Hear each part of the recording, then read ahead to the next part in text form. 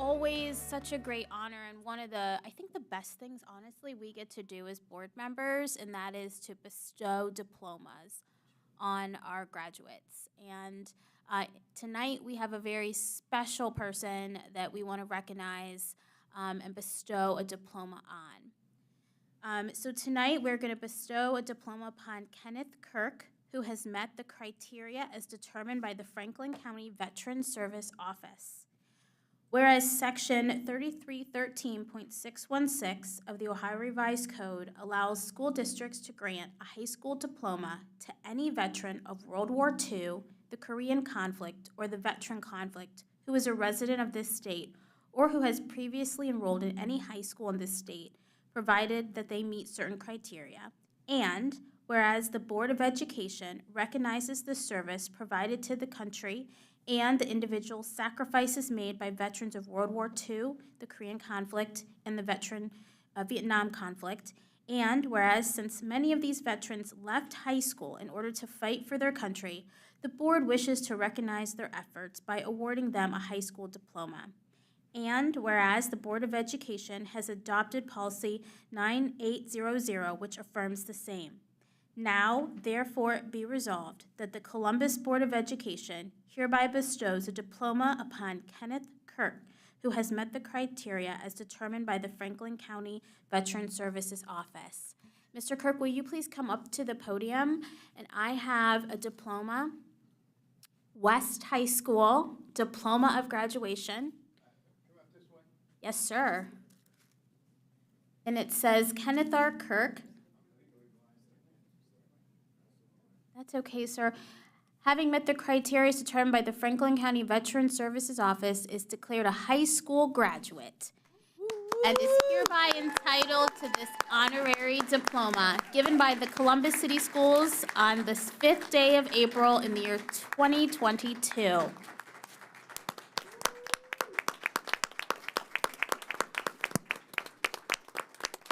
Thank you very much.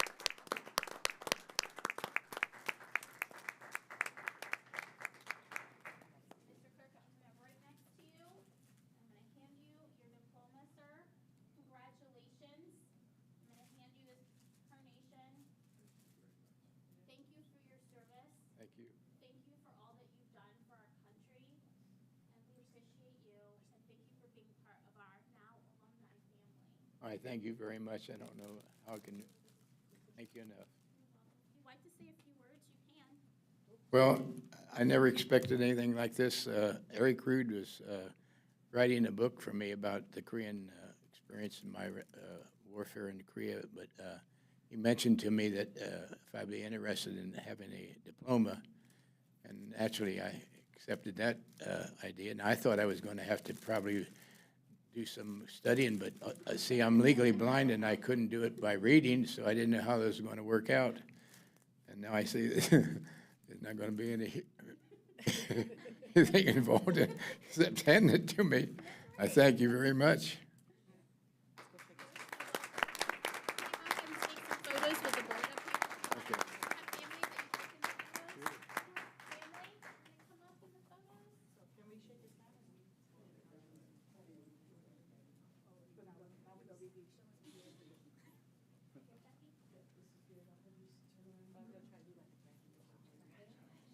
Everybody wants to.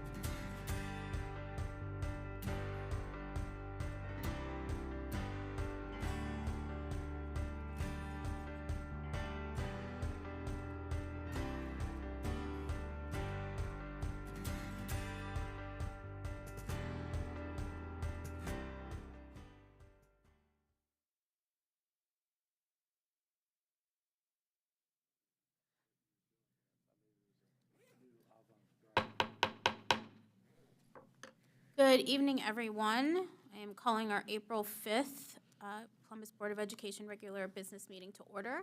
Mr. Treasurer, please call the roll. President Adair, Present. Ms. Beckerly, Present. Mr. Brown, I'm here. Mr. Cole, Here. Dr. Pierce, Present. Vice President Reyes. Here. Ms. Vera. Here. You have a quorum, Madam President. Thank you. Will you all please stand and join me in the pledge?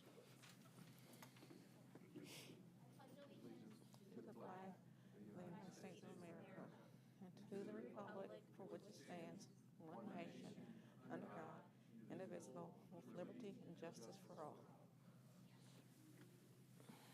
Thank you, board members. Let's review our agenda. We do not have any public comments on agenda items.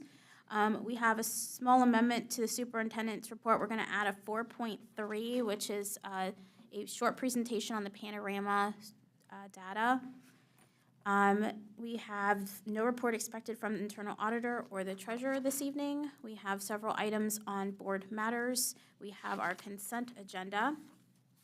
We have speakers to speak to us on non-agenda items, and we will have an executive session, and then we will come back to the public room to adjourn the meeting.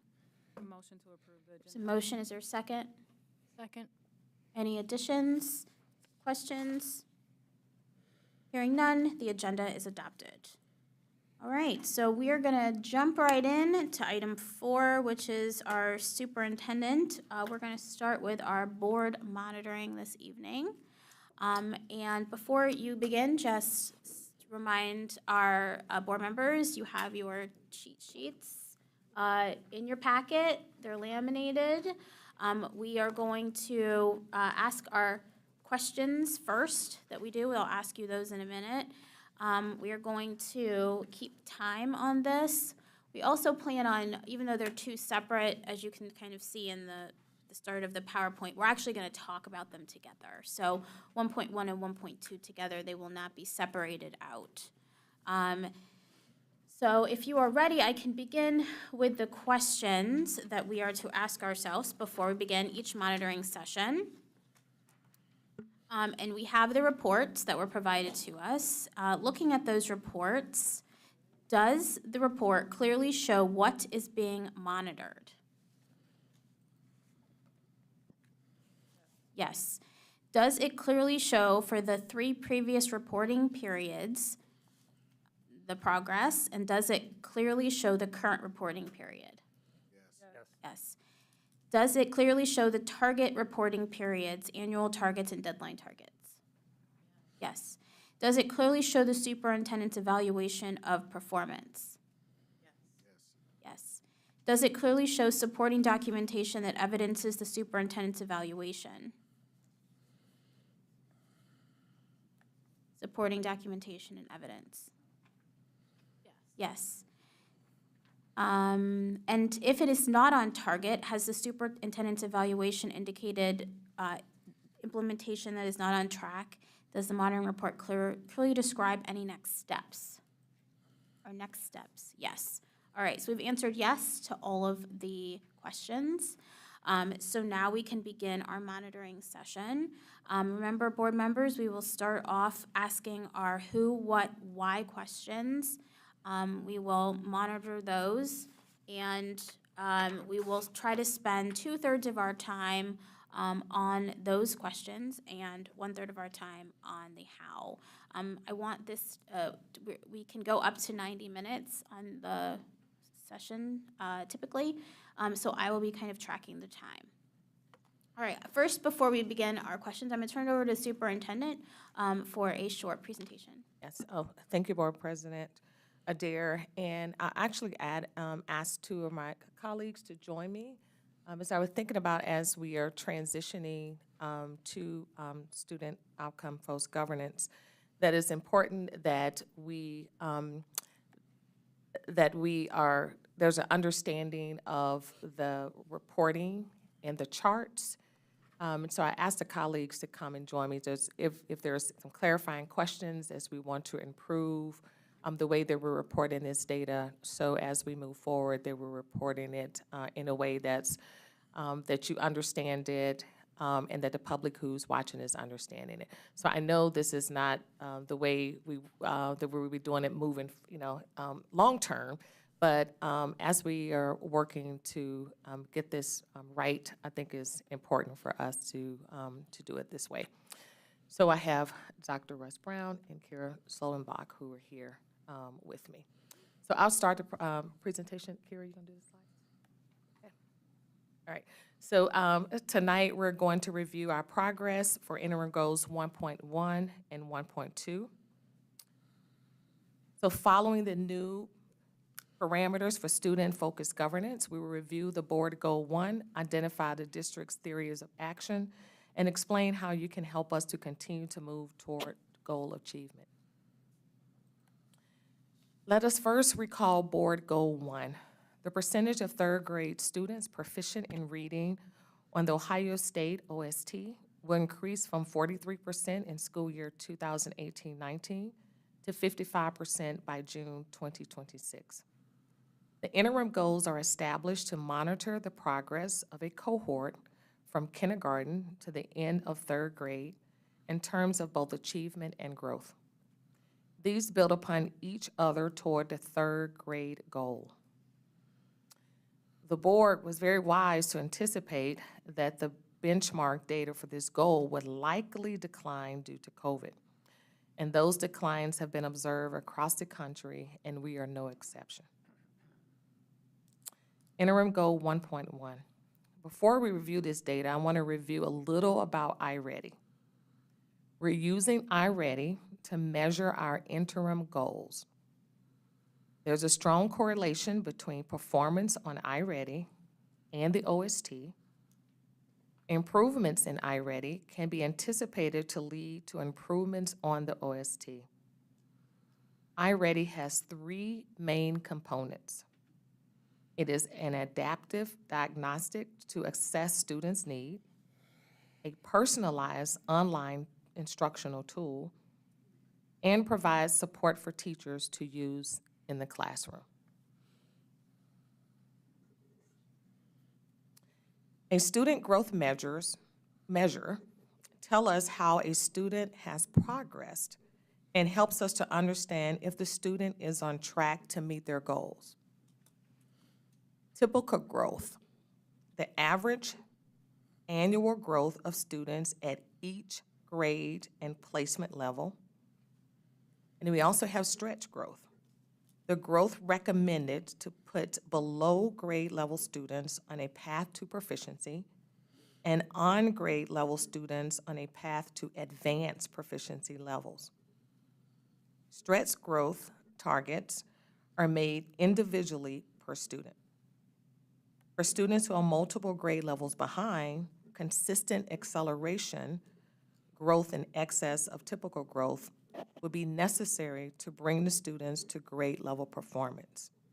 This is how we close that gap. So now let's review our kindergarten literacy data.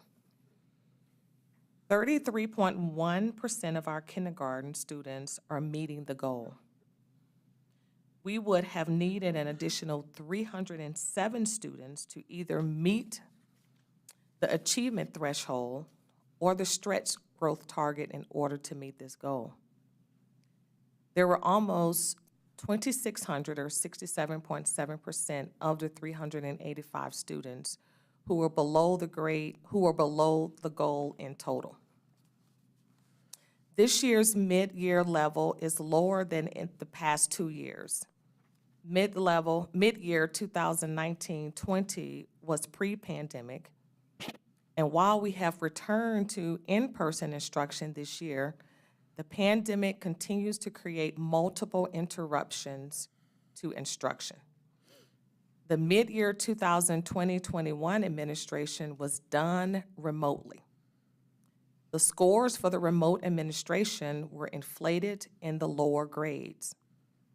This was reported for both iReady as well as NWEA. It was a national phenomenon for lower grade students.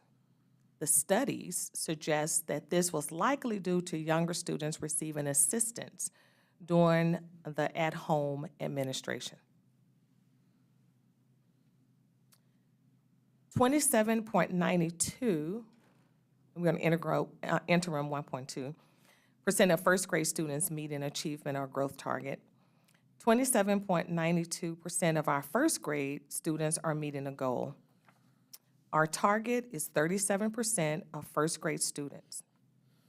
We know that our first graders have less time to close the gap to the overall goal, therefore the targets are higher. The interim goals are driven by the board goal expectation for the cohort.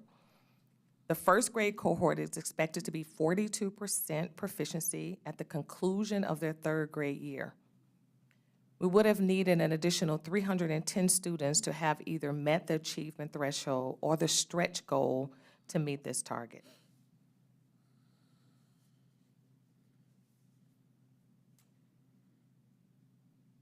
We know that we're still experiencing the pandemic and just beginning to understand its impact.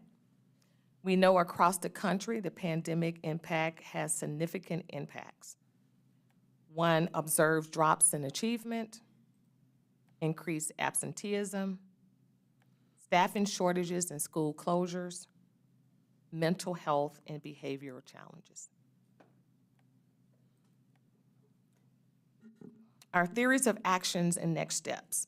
So our theory of action 1, if we improve attendance, there would be increases in student learning reflected in both improved growth as well as achievement. For both our kindergarten and first grade students, there's a clear relationship between attendance and reading performance.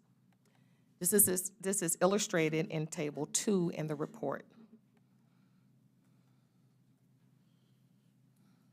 First, 1 in 10 kindergartners and first grade students nationally are chronically absent, missing nearly a month of school. And I attached a reading for their attendance in early grades for you to read. The absences correlate with reading difficulties and poor attendance. One study actually found that only 17% of students who were chronically absent in both kindergarten and first grade were reading proficient in third grade, compared to 64% of those with good attendance. The effects of poor attendance are particularly pronounced among low-income children who need more time in the classroom to master reading levels and are less likely to have access to resources outside of school to help them catch up. So what are we doing? So we have a district-wide attendance campaigns. Those campaigns would be year-long push, will include attendance robocalls, text messages, direct mailers. The campaign will focus on importance of attendance, and it will be cascaded down to the building level. Various strategies, direct mail, text messages, all of these would be in multiple languages. We're working with the ESL department and ETSS to support other languages. We also have implementation of a program called Everyday Labs that will sends reports out to families to let them know that the students have been missing days and they need to give a nudge to get them back in school. And then we also introduced Together We Read CCS as an initiative, partnership with Scholastic's partnership. And this aligns with our Pathway Express program. And then we have our home libraries activities that includes activities and read alouds through a QR code. And resources are being made daily to build a robust library of resources for our families. We're also partnering with Columbus Metropolitan Library, who provide daily virtual reading together opportunities with our students from 3:30 to 5:30. Also, we will have, additionally, CML is recording videos of our texts, so you can go to the Columbus Metropolitan Library and get a copy of those videos. And once recorded, we will provide the links on our CCS landing page. Through this partnership, we will have a copy of each of our texts at every library, every branch of the library, for in-person read-together opportunities 2 times a week from 3:30 to 5:30 p.m. Our district literacy team and communications department are working on methods to inform families of these amazing supports and our efforts toward community literacy. Our second theory of action If students participate in iReady supplemental instructional activities for at least 30 to 49 minutes per week with a minimum success rate of 70%, growth would be accelerated and achievement would increase. Research has also demonstrated that students who spend 30 minutes or more per week engaged in iReady learning personalized pathways with fidelity have improved growth and achievement. As seen at the graph on the bottom of page 3 of the board report, research shows that all student groups experience significant growth when a personalized pathway is accessed with fidelity. We will also continue to deepen the implementation of our core instruction. This is very important to ensure that each child has access to the same content. Teachers have received significant professional development on the science of reading with a focus on phonemic awareness and phonics instruction. And remember, our board adopted various resources to support this shift and support our teachers who are targeting emergent and early readers. And schools are regularly reviewing their pathway usage reports and encouraged to schedule this time in their week. It's also recommended that students are on the personalized learning pathways 30 to 49 minutes weekly as a supplemental intervention. And this does not replace direct instruction. And then one idea is we utilize 15-minute stations in the classroom. The iReady Diagnostics Report and instructional grouping provides explicit and detailed information related to students' demonstrated learning and next steps for instruction intervention. These reports also provide specific teacher-facing lessons as resources for the next steps of instruction and intervention. We will provide ongoing iReady support through open office hours, in-person and synchronous PD, and consulting, large and small group, as well as access to on-demand asynchronous PD. And partners are providing targeted literacy supports in classroom and outside the classroom, including Latchkey. This is an opportunity to continue developing partners and co-design specific supports of district needs. And then last, our Super Summer Scholars, rising first and second grade students will have the opportunity to attend Friday programming during summer experience to receive ELA and math intervention.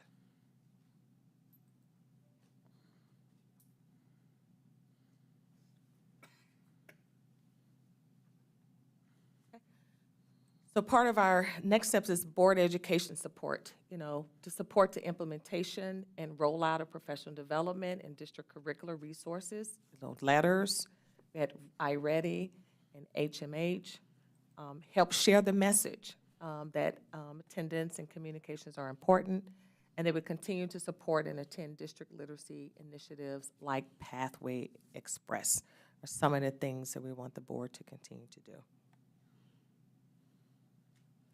So that's it for the PowerPoint presentation. Just kind of want to give you that information level set. I know we received a lot of questions, and you have those questions that on your monitoring report that we did submitted those and have those answers. We can start with the actual monitoring. Okay, so great. Board members, we will get started with our monitoring. I just want to remind us what the fundamental concepts of monitoring are. One, we're checking to see if the reality matches our vision. Two, we're checking to see if there is growth toward our vision. And three, is their strategy and plan sufficient to cause growth towards the vision? So that's what our goal is. And I know that the superintendent talked about typically we won't get a report like she just did, which gave us a lot of detailed information and talked a little bit more in detail about strategy towards next steps. Those next steps, like that strategy that she outlined, it would be in the next report that we would then get data metrics to really determine if there is growth. Correct. But we can certainly, talk about, in her mind, why did she choose the strategies and why does she think they're sufficient to cause growth, but we can't yet determine growth. So I just want to make sure that we keep the framework for what we're doing. So these monitoring reports and sessions build, because we will do this again when it is up on the calendar. All right, so board members, we are going to get started on our who, what, why questions. I'm going to ask that we did this like the first couple of times, and last time we didn't do it. I'm going to ask that you can ask 2 questions at a time, just so that everyone gets a chance. And then if we have time in the allotted 2/3 or 1/3, then I can go back to people if you have questions. All right. So it looks like Board Member Cole would like to start. Thank you, Madam President. Okay. Thank you for the presentation, Dr. Dixon. I'm looking at what is page 1 that is showing your charted kind of growth chart. Kindergarten, It's the kindergarten. okay. My question is what do you think accounted for the trending of upward growth in achievement? I'm asking this question correctly. You are? That's fine. So, May I clarify? yeah, Were you speaking about the mid-year 2020-2021 data, which was the high point of that data? Yes, I'm looking at analysis of interim goal 1.1, figure 1% of kindergarten students meeting achievement of growth target. The 47.16% number on the left-hand side of the chart? or just in general? This one is just in general. I know I'm looking at page 1. Or are you asking about the upward trend that's orange on the right? I'm asking about this upward trend that is orange on the right with the blue triangles. That reflects the goals, the interim goals that the board adopted. Those are the targets that we're to meet over time. That's Gotcha. the So future. this is all future piece right Right. here. Exactly. Okay. All right. Thank you. Board Member Brown? Thank you, and thanks for the presentation. It was helpful. Looking at all of this data, there are significant differences among the various race or service categories, differentiation of percentage meeting the goals. And your focus is largely on attendance as being a target for action, that if we improve attendance, there will be increases in learning. So the question is whether you've looked at attendance by those categories of race and service category to see whether it correlates with the performance data, to see whether some groups are less affected or more affected by the lack of attendance. And are there any indicators that tell us where we should be focusing attention? So your question is, what is the correlation between race and attendance, and why did you choose the strategy to address the disparity that she found? Is that your question? That's essentially it. There is, I don't know from looking at the data here whether there's a correlation. But you're asking her, right? Yes. You're asking the team? Yes. Yeah. Yeah. So yes, we believe there's a big correlation between the students that are performing. If you will even look at table 2. And we talked about the students that are attending are ones that are making growth and are meeting the targets. And that are students that are not attending are not making that growth and meeting targets. So we see a definitely correlation. In this, we noticed that even in ODE, when they did their school district report and in 2020, they saw a big increase in chronic absenteeism across the state. And that's when they, if you remember this one report, and I can send this to you guys, that ODE produced, and it highlighted across the state the number of students who were chronically absent and the increase across the state, especially in some of our urban school districts. So yes, we're seeing a correlation. If our students are in school and in school more often, they have an opportunity to meet those stretch goals and those target goals because they are in school and they are engaged. His question, though, was specifically about race. For race, Group yep. by group. Does the low attendance affect some groups' performance more than it does other groups' performance? Yes, we know that a majority of our students in our district are students of color, and we are seeing that with that group, that we're seeing more of our students that that we have some attendance issues with, concerns with those students. So we have we're working on those targeted strategies for all of our students and all of our student groups. But we are seeing some correlations between that and having a targeted approach. Or turning the question around just slightly, which groups, if any, would benefit most from increasing their attendance? Based on our data, if you look at Table 1, looking at Table 1 for kindergarten, and if you look at Table 1 on both first grade, you would see that our Black and African American and Hispanic and Latino and multiracial students would benefit the most. And our emergent bilingual students and our homeless students. So is the attendance effort being focused on those groups in particular? Yes. It's a district-wide initiative that's focusing on all, but we know we have to do some targeted strategies, approaches for those particular students. That's why we've partnered with ETSS and some other organizations. Also, even with ODE, who has a strategy. We talked about it a little bit with Graduation Alliance. You heard a little bit about that at our last board meeting. But that strategy is targeted to attendance, especially our students who are chronically absent.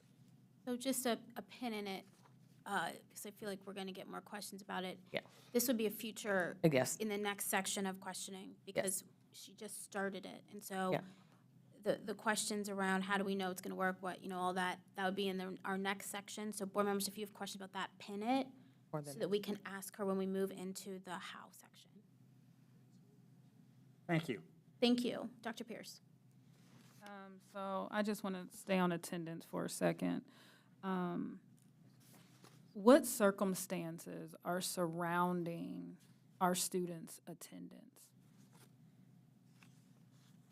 Can you maybe add more words Yeah. to that question, Dr. Pierce? You mean I think it's lack pretty of attendance? no, just what's impacting the good attendance, what's impacting the bad attendance. I am giving you full discretion to answer that question, Dr. Dixon, as you see fit.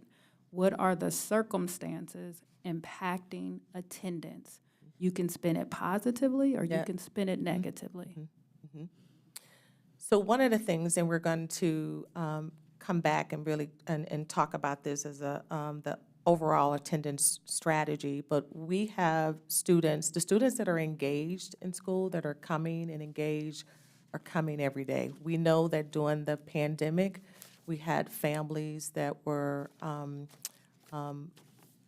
did not send their students to school for whatever reason. If they were afraid of the virus, students were not vaccinated. So we saw a large number of families who decided they were not going to send their students. They did not believe it was safe. We also saw that for many of our high school students, started working and felt the need to help their families. You know, remember, a lot of families were without jobs, and so they took on that responsibility to help their families, and they were working. And so we knew that was an issue. The first year, we did not anticipate it was going to continue to be a concern for us. But students working, families not feeling that it was safe for their students to attend because of the virus. And then we have a lot of students that, many homeless students, so a lot of students and families were displaced. And so they just chose not to send their students to school. Those are some of the things that surfaced immediately for us. Just one quick follow-up question. I want to stick to the two.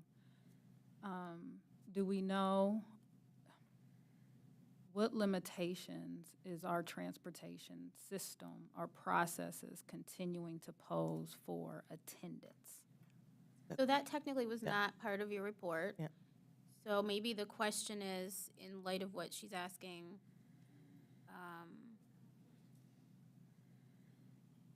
why did you not consider transportation, or? Well, not necessarily why not consider it. If we have these three factors that you laid out, just very simply, is our transportation system still posing a limitation? Transportation is still posing some limitations. Awesome, thank you. And Dr. Dixon, your response to her previous question was great. Just reminder that we're focused on K-3. K-3, yes, thank you. Yeah. All right. We're gonna go to Board Member Vera. Thank you, Dr. Dixon, for this report and team. I guess my question is, are we noticing, or is there a trend in regions in terms of the data where we're having a higher number of our kids in terms of attendance? Is there a trend? Are we noticing a trend as it relates to regions? That's the question. What is the data by region Yeah. for That- what piece? For the attendance specifically. Yeah. I don't have it with me right now, but I know Tyree Pollard, who's leading that initiative, can tell us what specific, what region. However, I do know that when we think about our, in regions 3 and region 1 are the two regions that we are focusing on a lot of the resources. Especially region 1, we see a lot of families that are transient, and also in region 3 too. But I know from those that we've talked about a lot, building additional supports for those regions for K-3. But I also know, and the area superintendents have been asking for additional supports in our other regions as well. So I don't know exact answer to that one right now, but then our next presentation, when we do overall our attendance initiative, I will provide those for you. Thank you. Board Member Beckerly. First of all, a profound thank you for this report. It's a real testament to this progress, to this model of governance, and to all of our listening and working and hashing it out. And I cannot say how honored I am to have been part of this process. It's kind of exciting to see everybody's thinking get more focused. And you know, when you're in the middle of it, you're like, you know, you're hammering out and you're not so sure, you know, you're just, you know, am I crazy, or does this make sense? And I think that we're all seeing the clarity that this kind of analysis is bringing. And I want to thank everyone who's been part of this, because it's been a while coming, and we really, we got here together, and it feels pretty good. So thank you. It truly, I mean that it's an honor, and I'll stop talking about it now, but thank you. My question is about attendance also, and I don't know that it's that much different than Dr. Pierce's, but I've been thinking a lot about attendance, and I think that while it probably was exacerbated, well, no doubt has been exacerbated by COVID and transportation and some of these more recent history. I'm not sure that it wasn't a problem before. And so my question is, what is driving the poor attendance? And have we spent much time looking at root causes? Because actually in a conversation I had with Dr. Brown, he was saying how, it becomes normative that attendance is spotty. And I thought about it with my own experience, and it's really true. And so I think, a kid that might be out once in 2 weeks, you don't even raise an eyebrow, but yet that's a huge amount of instruction. So anyway, my question is about root causes of poor attendance that might even go deeper than just COVID and transportation. Yeah. So before you answer, Board Member Beckerly,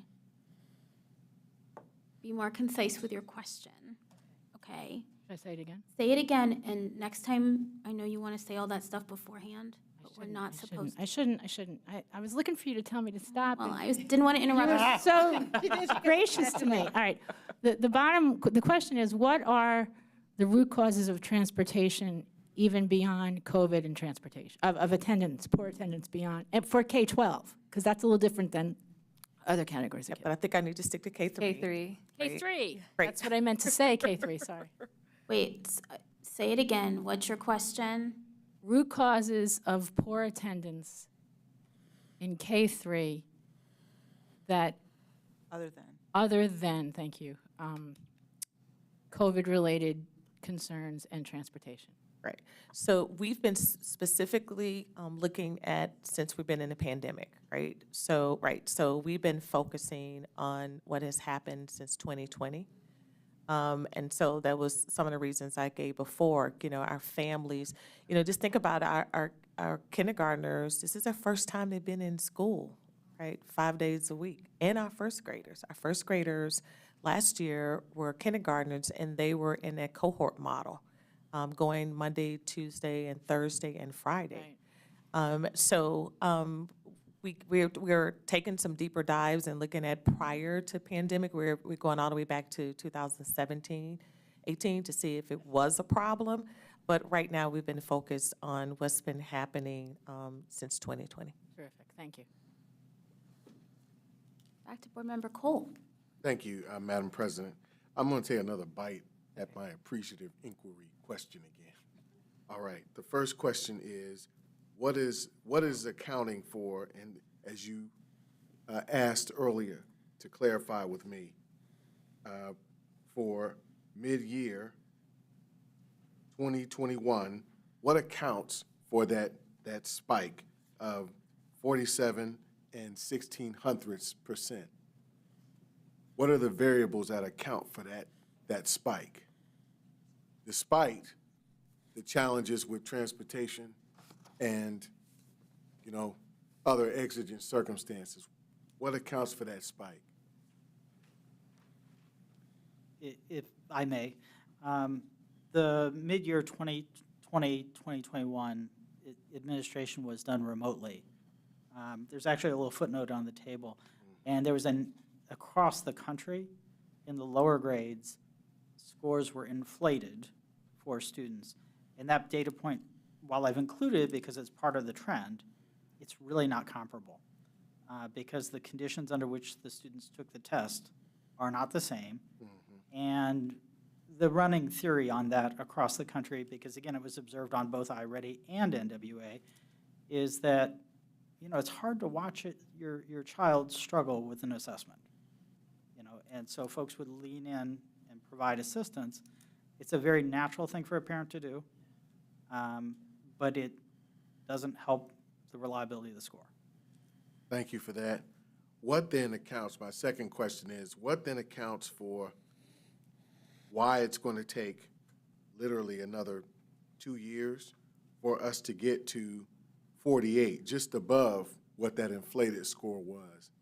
Why so far out?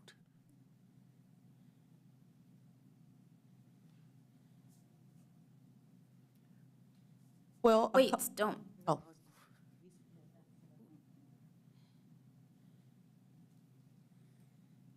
So that That is a. Is that in the Y section? Well, the goal, these are benchmarks that are set by our benchmark. So I think your question is, or is it real? questions are supposed to be about the current state of the district. So it's a little bit beyond what's happening now, what's it look like today. So your question can go into the how, but maybe, The how or the why, but yeah. let's pin that. Thank you. Okay. Other questions?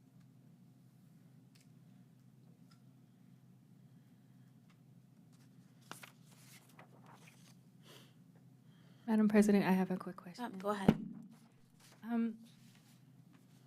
What additional literacy-related resources, I guess, what additional literacy-related resources do you feel or you have concluded that we may need to help fill this gap? I don't know if that's a how, but it is a how, right? Okay. Yes, good question. Pin.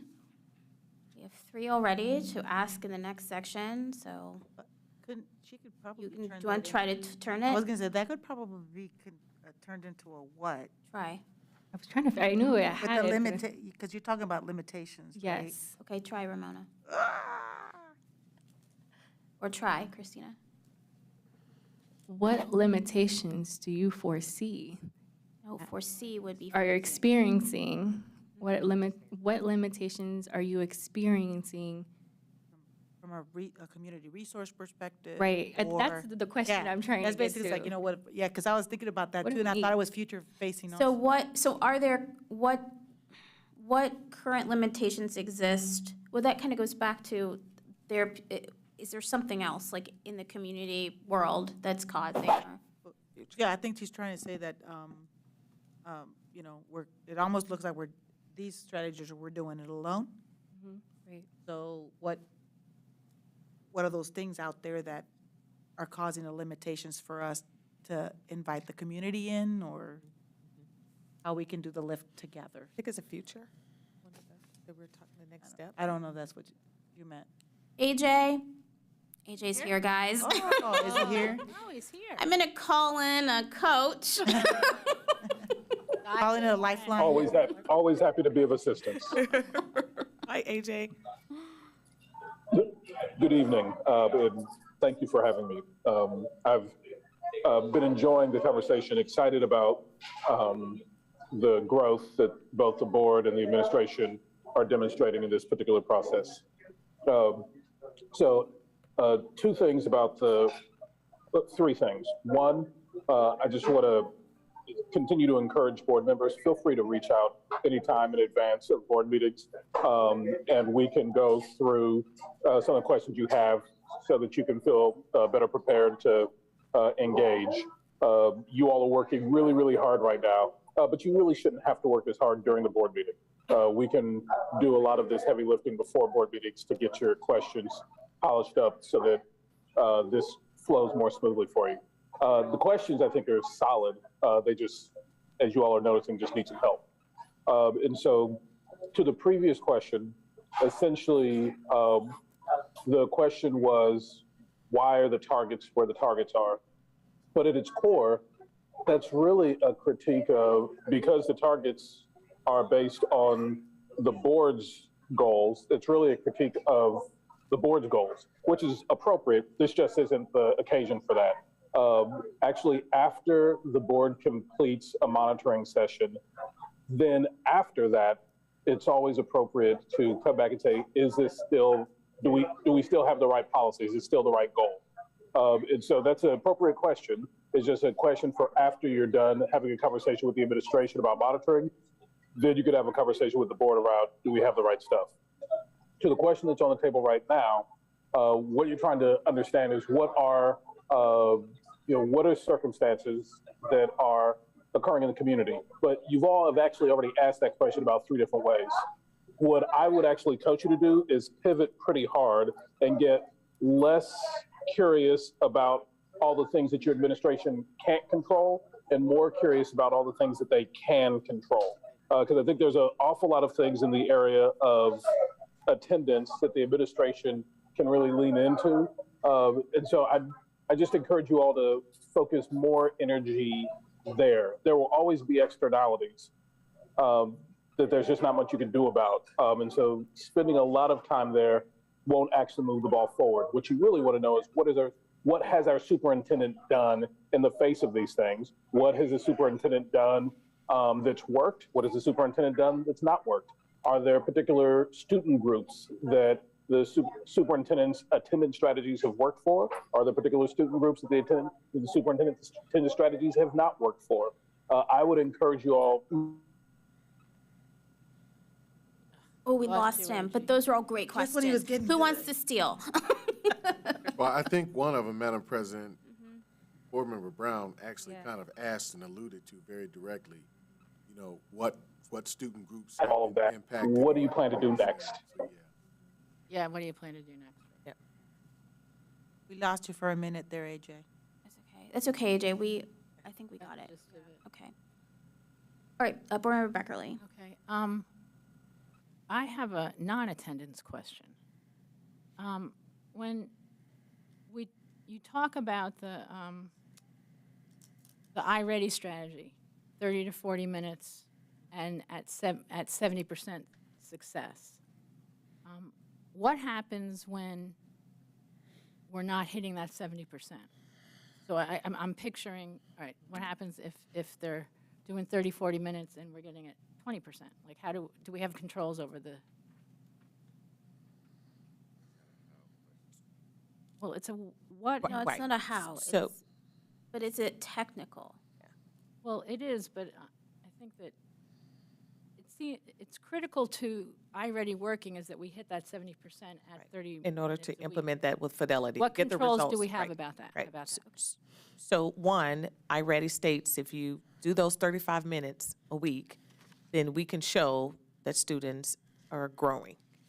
Now, in the school building, in our buildings, we know that you can either build that time in during the school day. Right. If not, we have some schools that are building that time in after school. So, for example, Trevitt Elementary, and use them for example, I just visited Trevitt.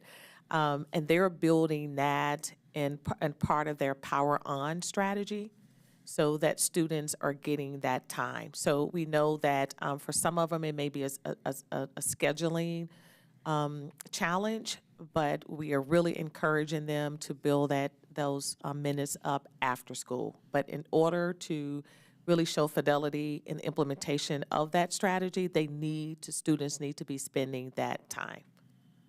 Okay, I guess my question's a little different because it seems like there's two factors to this iReady strategy. One is the time, and the other with a success rate of 70%. And I'm asking, what do we do when that success rate isn't at 70%, even when they are putting the time in?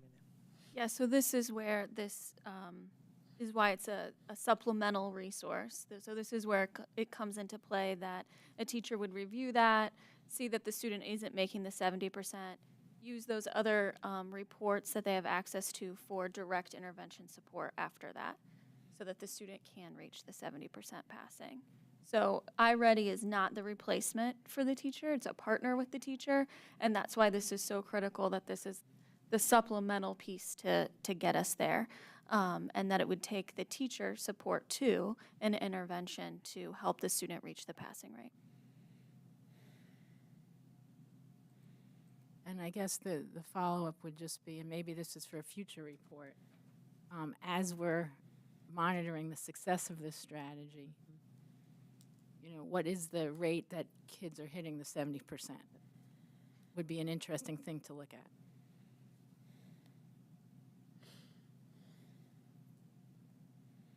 Other questions?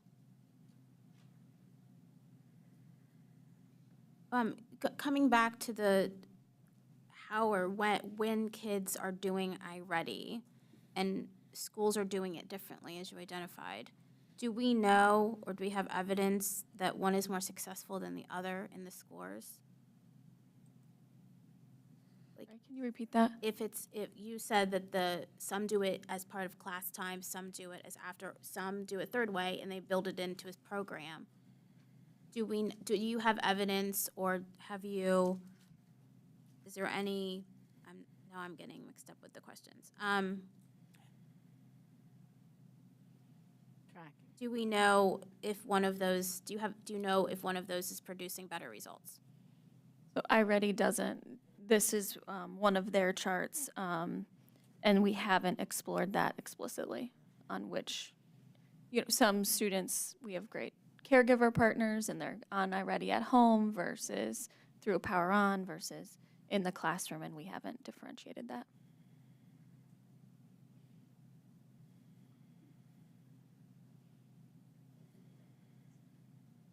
Or Nicole? To that comment that you just made, do you think it begs us to identify whether in-class instruction, in-class activity with this resource is going to be more effective than a kind of independent study situation? I think we can certainly see which schools are experiencing more success and how they're implementing their time. I think most important, and the reason we called it out specifically like this, is that we really want all students minimally on for, that 35-minute range weekly. But yes, I think it's worth us being able to look at specifically. And would that can, again, going back to that kind of comparative, would that help us on a region-for-region basis with that comparative piece? Is that going to help us tease that out and understand that better as well, or no? I think it would help us just better understand fidelity of the program and like what Board President Adair said as far as how they're accessing it. But I think, again, most importantly, we want them doing it. Thank you. Yep. So we looked at the attendance, or we looked at the scores, the rates of achievement by race. And then there were questions about race and attendance. I kind of have a similar question about race or demographic data, because it's not just race. There's other demographics here listed. Race or service category. Are we looking at that with this, or have you looked at that with the iReady time as well? Do we know the demographics of the students and how much time they're spending? So when we look at iReady reports. Wait, don't answer that question. sorry. That's not right. Okay. I was like,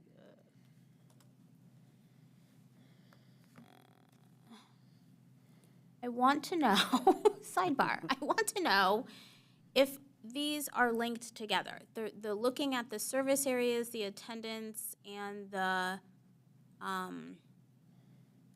iReady, right? So you have separate theories of action, but do they like touch somewhere, overlap, do something? And you called out specifically race or service categories in that first chart, but then we don't see them throughout. So maybe that's not an appropriate question at all, but, we called it out in that first chart. And so I don't know if that's important to look at, or you didn't look at it, so it wasn't something that you put in the chart. So I don't really know how to ask that question. Does someone want to help me? I think what you're trying to say is there a way to drill down deeper to target a group of kids who are both of a low-performing race and poorly attending, so that you can get really targeted at your interventions? Is that what you're trying to get at? But it's really expanding. You're trying to broaden the demographics I don't know if that's and what the you're process. Is that correct? I think I'm trying to understand how the service categories and race categories overlay into Right. the theories of action, since it was called out specifically in the data as elements that the district is looking at, but then we don't see it correlated back into the theories of action. And perhaps I don't need to, because that isn't why, why is that? I don't know how to ask the question. Like, why did we not do that? Maybe the way to ask the question is, are you further analyzing the low percentage students? Get other. I think Dr. Brown maybe knows, maybe you can May I try? ask the question. Yeah. To the issue of theory of action, I think, again, this has been a continuous learning process for all of us. And the last time we got together and we did these types of reports, one of the things that became pretty clear was, hey, if you're moving forward with a strategy, give us the why, okay? And I think in both cases, these whys are absolutely aligned to trying to create the changes we want to see. The chart there was given to help clarify the relationship between attendance and performance. Kids who come to school do a lot better. Kids who don't come as often really struggle. And it was really there just simply to provide the why behind this need to look at attendance. And chronic absenteeism, again, is pretty broadly affecting a lot of our kids. So there wasn't a lot of differentiation there because it affects broadly across the system. And again, as Board Member Beckerly pointed out, a day here, a day there, it doesn't seem like a lot, but boy, when you add it up, all of a sudden you're in that chronic absenteeism category without even trying. So, and you know, that is part of why, again, there's that lack of differentiation there. The strategy and the interim goals are anchored on growth. Growth is for everybody. I don't care if you're a gifted student or you're a homeless student. That's an expectation for all students. And so, no, there's not a differentiation there because the expectation is that those individualized growth goals are for every student, irrespective of their category. And then we have to think about what does that mean in terms of what we do to accelerate that growth. Does that get where you were going? I think so, yes. Great response. I saw, did you say something, Dr. Pierce? Great response. Oh, okay, I thought you said you had a response. Board Member Brown? Yeah, I wanted to go back to the attendance and groups, especially just after I had asked Carol had a very similar question that caused me to think of this. And that is, do we know that attendance is the underlying cause of poor performance? Or is low attendance simply another symptom of some other underlying factor, just like performance would be a symptom? Perhaps attendance is also a symptom of something deeper, and should we be looking deeper? Yes. When students are in school and they're engaged, they have a better opportunity to get the outcomes that we want them to have. They have to be there to do that. So we are digging deeper to see why aren't students attending, and then the strategies to see how can we get them back in school and back engaged, right? So there are multiple reasons why. We kind of shared a little bit, why aren't parents sending, or aren't kids coming? Because we think of K1, K3, they don't wake up in the morning and say, I don't want to go to school, right? They're not making those decisions on their own. They're adults that are making those decisions for them, for whatever those circumstances are. So it's also, as it point out, there's some community effort. So there's multiple things we can do as we look at those root causes of why, kindergartens, first grade and second graders and third graders aren't coming to school, right? Because we know when they come, they're entering schools where there's a nurturing culture and they're learning and they're growing. But they have to be there, and we have to get to why aren't they attending schools, and what kind of supports can we provide for the families to make sure that students are attending. Because when we see, we for example, and we talk a little later about next steps, and those attendance strategies goes to the next steps. How can we support and recognize our students for coming to school 1 day, 2 days, 3 days a week, right? Because they want to be there. And there's a lot of studies and reports that we've been reading that sometimes families don't know that when they keep a kid out for a day here, a day there, and you see it's 20 days for the whole year. Wow, and now they're chronically considered chronically absent. So it's just creating that culture of making sure that students attend school every day as much as possible, not when they're sick, but they're coming to school every day to learn. Member Cole? Thank you. Have there been other, outside of the data itself, outside of that quantitative information, have we had other stakeholders, other owners within our system in impacting student achievement in this space of K through 3? Have we gotten feedback from them about your theories of action? And I guess that would go possibly transition to that next steps question, but I'm also seeing it as a who question. Who has provided additional feedback outside of just the data that we got? Has there been qualitative information provided by owners of this K through 3 process? Whether it's the teachers, whether it's families, has there been other feedback? Have we received other feedback from families of why students are not attending school? Or are Or you saying that we need to get feedback? specifically heard the 2 theories of action that Yes. was chosen? I'm speaking specifically about the theories of action. Have we gotten any other feedback about the viability of this, about any additional things that may be needed? For our attendance strategy, yes. And who were those folks that provided that additional feedback? So there have been we've surveyed family members, we surveyed staff members, but that would come in the next steps to let you know what we're doing, why we're doing it, and who we've heard from, and who's partnering with us in that attendance initiative. Thank you. Member Vera? Dr. Dixon, what do you define as engaged? Because I know you mentioned if they come to school and they're engaged, what can you help me understand is what do you define as a kid who's engaged? So one of the things that we talked about as far as our strategic priorities, when we talked about our portrait of a graduate and those 6 attributes, and we said that we wanted our third priority was strong schools in every community. And I'm sorry, strong schools in every region. We want to make sure that when students come to school, they're not only coming to a place that is safe, but there is a place where they're known and they're engaged in learning. That means that the teachers know the students, they know exactly what their students need, and there are supports there to help their students be successful. What we found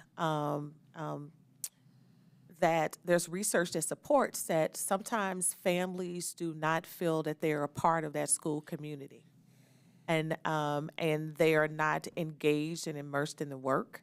So we want to make sure that when our students come to school every day, they know the purpose of why they're there, and it is a fun learning experience for them, and their families understand why they're there and how to help their students.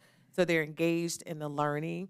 They're prepared for learning every day, and if they're not prepared, we have resources for them. We don't want a student to be punished because they don't have a pencil or a book bag.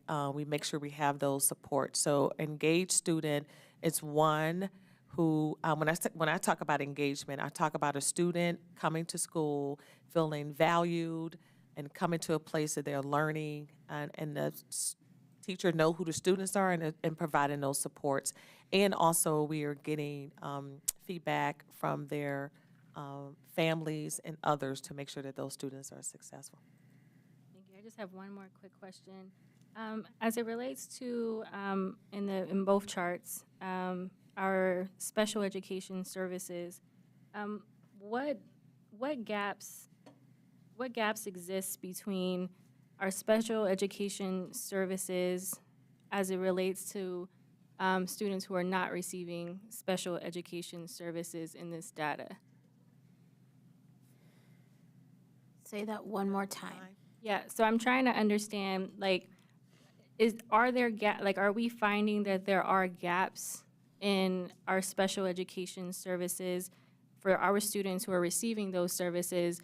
Are we noticing that their gaps are different than students who are not in special education services? because they take up a larger percentile in addition to our homeless students. So I was just wondering, have we seen any data as it relates to, are there barriers different than our students who are not in special education services? Do you get what she's asking? So are the special education service students, do they experience a different limitation than the others that are accounting for their percentage? Is that right? Yes. For kindergarten. So we know that many of our student groups face unique barriers. So our students, our English language learner families, our students experiencing homelessness, or our students that receive special education services. So they all face unique barriers when it comes to attendance and accessing their education. And so I would say that yes, and that's why our MTSS process is so important, so that we're providing, from a wraparound perspective, the services that those students need so that they can access their education. And I don't know if this is I'll wait till the next round. Go ahead. Boomer Cole. Thank you. What must specifically change about adult behavior within our organization to better accommodate or to better address these issues that you mentioned around, not making curriculum fun, not feeling being a part of the learning community? What about our adult behavior within our organization has to fundamentally change for us to make that positive impact on our planned upward trend in this data? I think technically that the way you framed it's a future question, but I think maybe you're saying,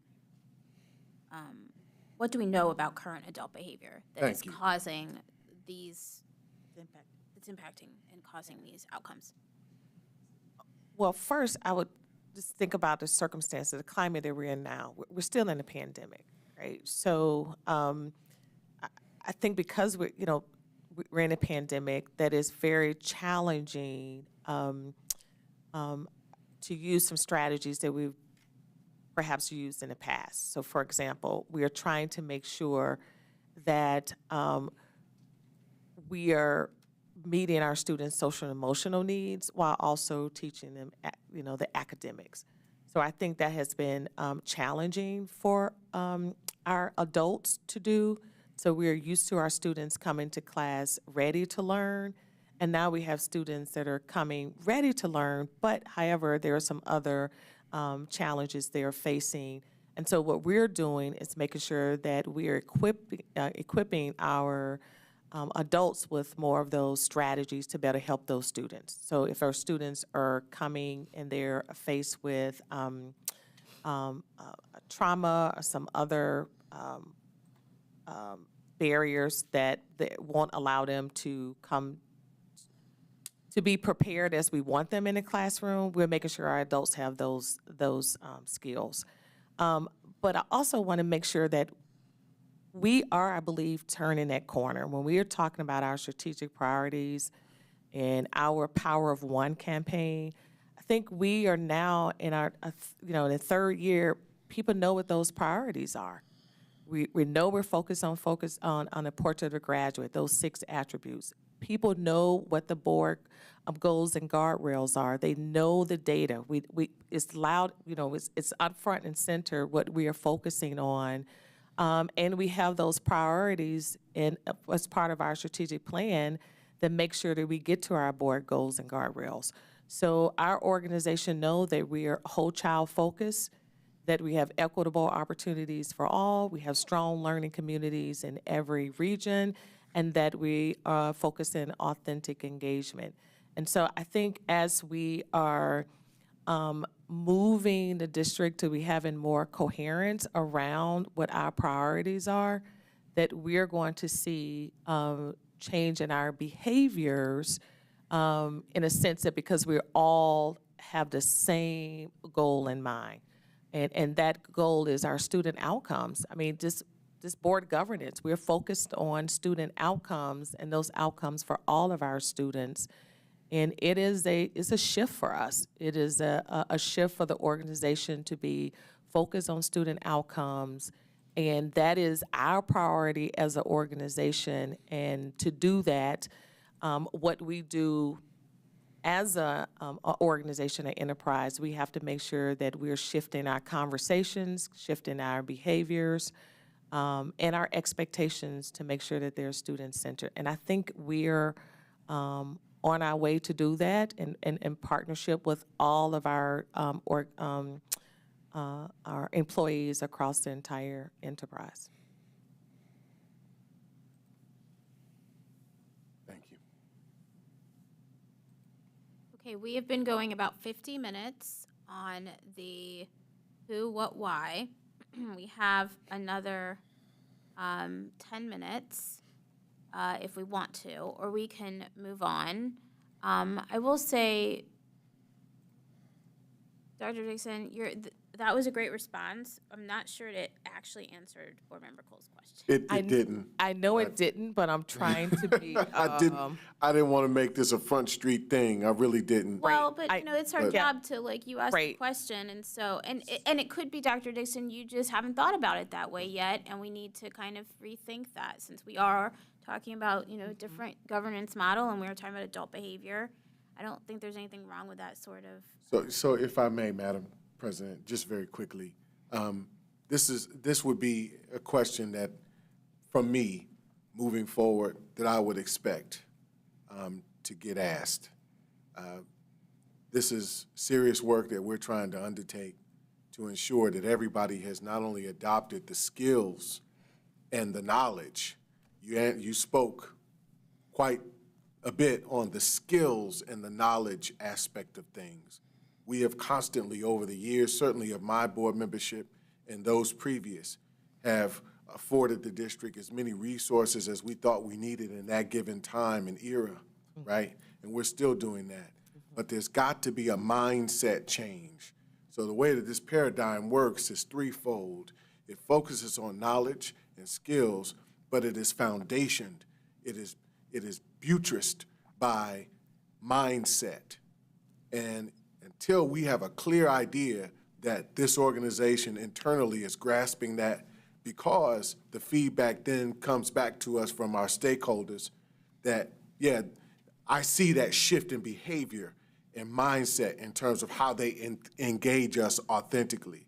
When my board colleague asked you about how do you identify that, how do you qualify that, it was a very valid question that then arose in my mind. Again, how are we working to change behavior? So please, as we do these things, I think it's important that we figure out how to incorporate that qualitative aspect of mindset into these kind of reports, if I'm making any sense. Yeah, But you are. I would expect that these questions will be asked from me in the future. Yeah, AJ really liked your question. yes. Okay, all right, so board members, I think we're gonna go ahead and move on into the how, and we had some questions that were already pinned, so we can go back to those. We've spent about 52 minutes in the who, what, why, and so we will take a third of time, so about 25 minutes in this section. If I did math right. Okay. Who would like to start? A couple of you had pins. Board Member Vera, do you wanna start? Trying to remember what it was. You're like, Right I don't hand remember pin. my pin. You go ahead. Okay, go ahead, Board Member Beckerly. How are we planning on engaging the parents of the students who are, have low attendance rates? So our parents are currently, or our K3 or, okay. So our K3 students, K through 3 parents are currently being engaged. They're being engaged through our, one strategy is through our communications office, through our check and connect with our families ambassadors. They're checking in on their families just to make sure to see what they need, right? Not necessarily to say, oh, your kid is not coming to school, but what is it that you need that we can connect you to? And so there are various things that we're finding out. They may need help with utilities. They may need help with some sort of transportation.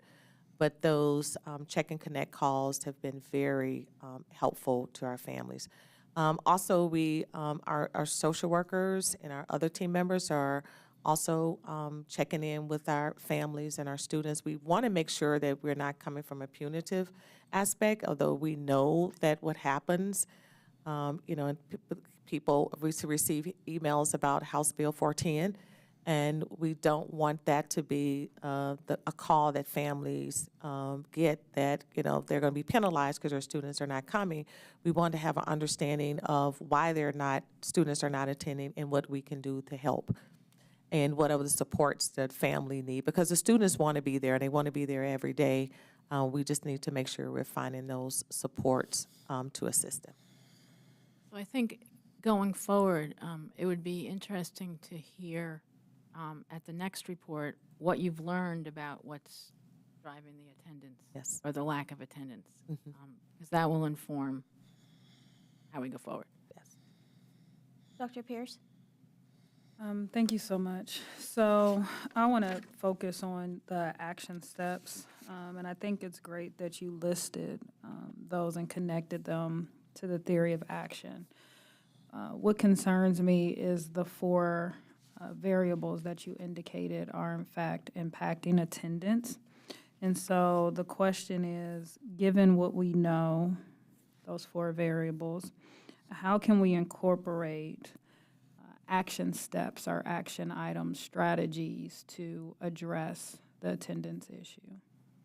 And again, if we could do it in a report, that would be great. Okay. But how could you do that?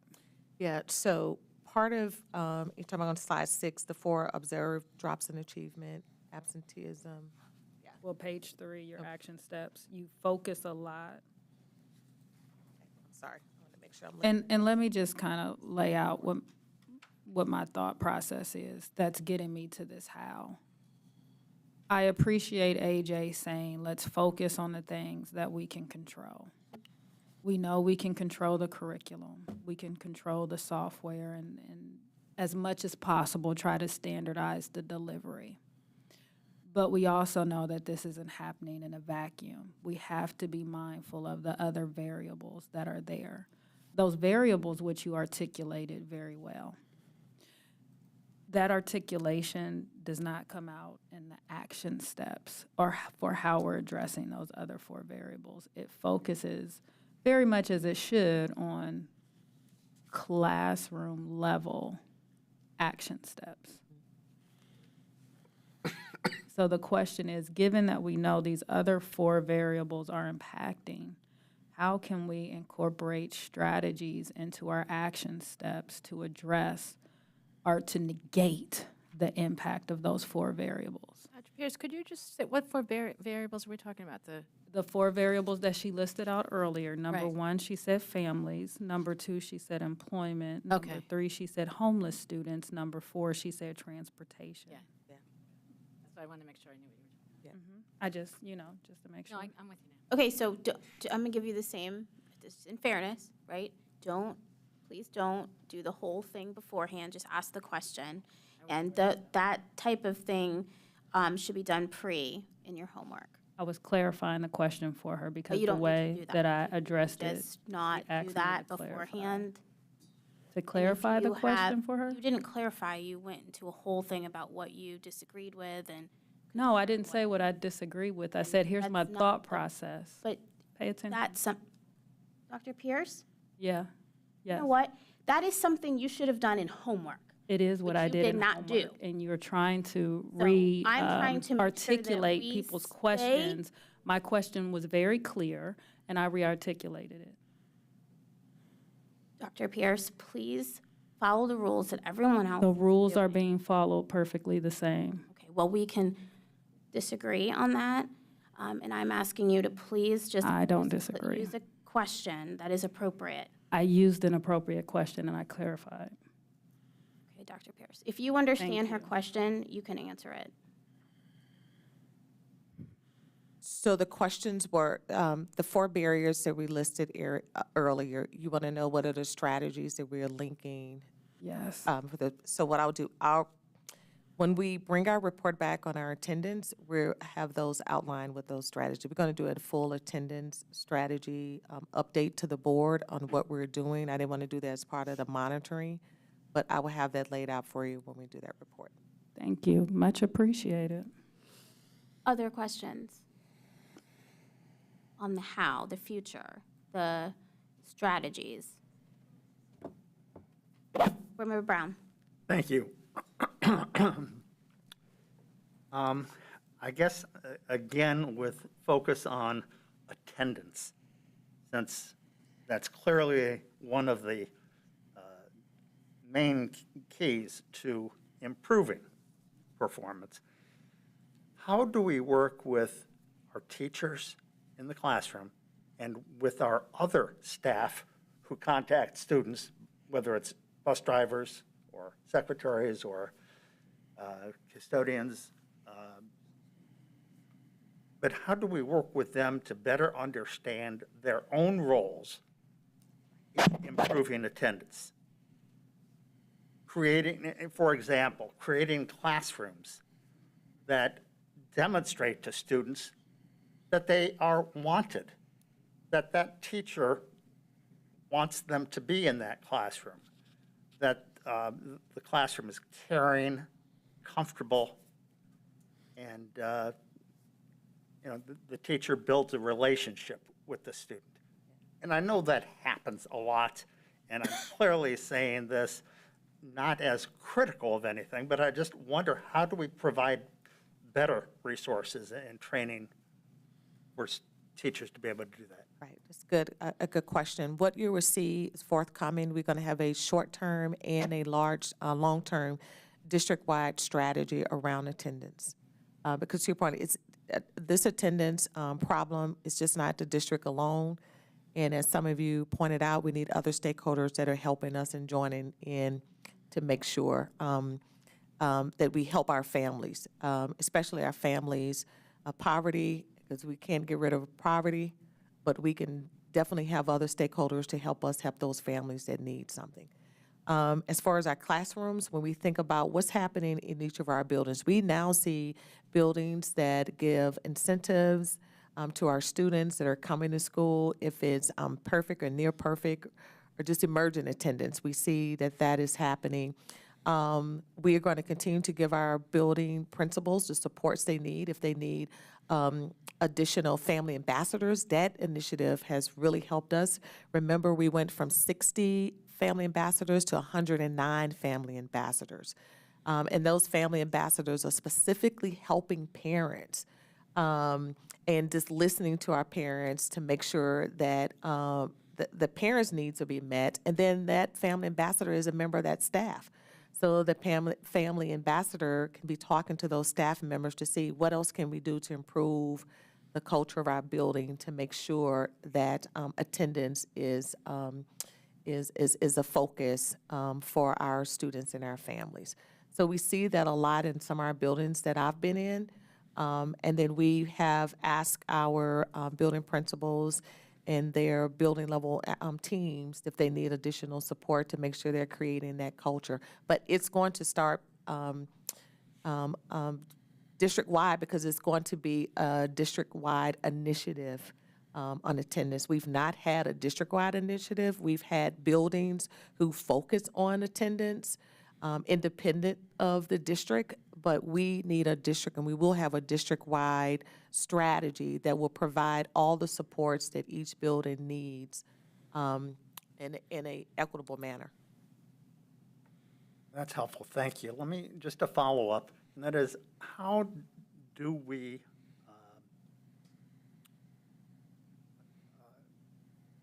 take away the opportunity for a student to say, well, they don't care about me anyway. Nobody at the school cares about me if I'm there or if I'm not there. How do we get at that? Well, one, we want to make sure, as I stated, that when students in their building, we want students, I tell some of our team members it's called put a face on data, right? every kid that we know, we should know who that kid is, right? When I was a principal, just an anecdote, when I was a principal, I used to study the yearbook, right? And so first day, the kids like, oh my gosh, how did she know their names? Well, I studied and looked at the pictures of your book and then made those, when the students came to school the first day, I wanted to make sure I introduced myself. And we see that happening in our classrooms too. Our teachers have those activities where they're getting to know their students, and we want to make sure that we are creating more of those. When I visit the buildings, those building principals and those teachers know those kids. They know who should be there and they know who should not be there, so they easily can identify visitors. But we want to make sure that kids feel good when they come to the building. They're excited about going to their classrooms and to their meeting their principals and their custodians. Their bus drivers, we talked about before, when we were honoring our bus drivers are our kids' first teacher, right? They're the ones they're meeting and making sure that they're known by name even when they get on the bus. So creating that culture where our students are important, they're a priority. We see that happen all across the district. We just want to make sure that districts, our classrooms, our buildings, if they need additional resources to help with any of those initiatives, that we provide those resources. But it is ensuring that everyone knows their students, they're spending that time to get to know their students, and also we're getting that time for our staff to know one another too. So they're building those cultures. Thank you. Thank you. Board Member Cole and Beckerly, then Beckerly. Thank you, Madam President. Question on the instructional coaches. The how question is relative to how will we ensure that this theory of action will be effective? That's my first portion of the question.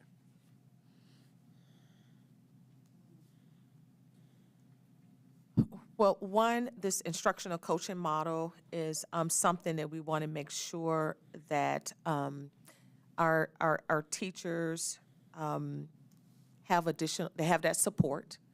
And so we will be monitoring this, and we will be getting feedback, and Carrie can talk a little more about it. We could be getting feedback on how well we're implementing this model and how well the teachers are receptive of this model. So we have seen that in order for instruction and coaching to go well, one, you have to have those relationships. That is, you have your expert teachers who know their content, and they know the strategies in which to engage students and get those outcomes, and making sure that they are assisting other teachers is critical to this process working. So Kara can kind of talk a little more about what exactly we're going to be doing to make sure we get that feedback. Yeah, so thank you for the question, Board Member Cole. Our instructional coaches, for starters, are going to have extensive professional development in coaching and the art of coaching, but also then in our resources, so that they truly are, they support the implementation and use of the resources with fidelity. And that's really key when we talk about supporting teachers in the classroom. It also is working with transformation and leadership and ensuring that our principals understand the role of the coach in the building and how they're there to support instruction. So we're really working closely to prepare our coaches to be ready to take on that work, and then also our building teams to receive that work. And part of that is feedback, and monitoring that is feedback from our building principals, of course, data in our growth, and feedback from our teachers and coaches, all on how that process is working. As we look to implement that, there will be an instructional coach in every elementary school next year. Thank you for that response.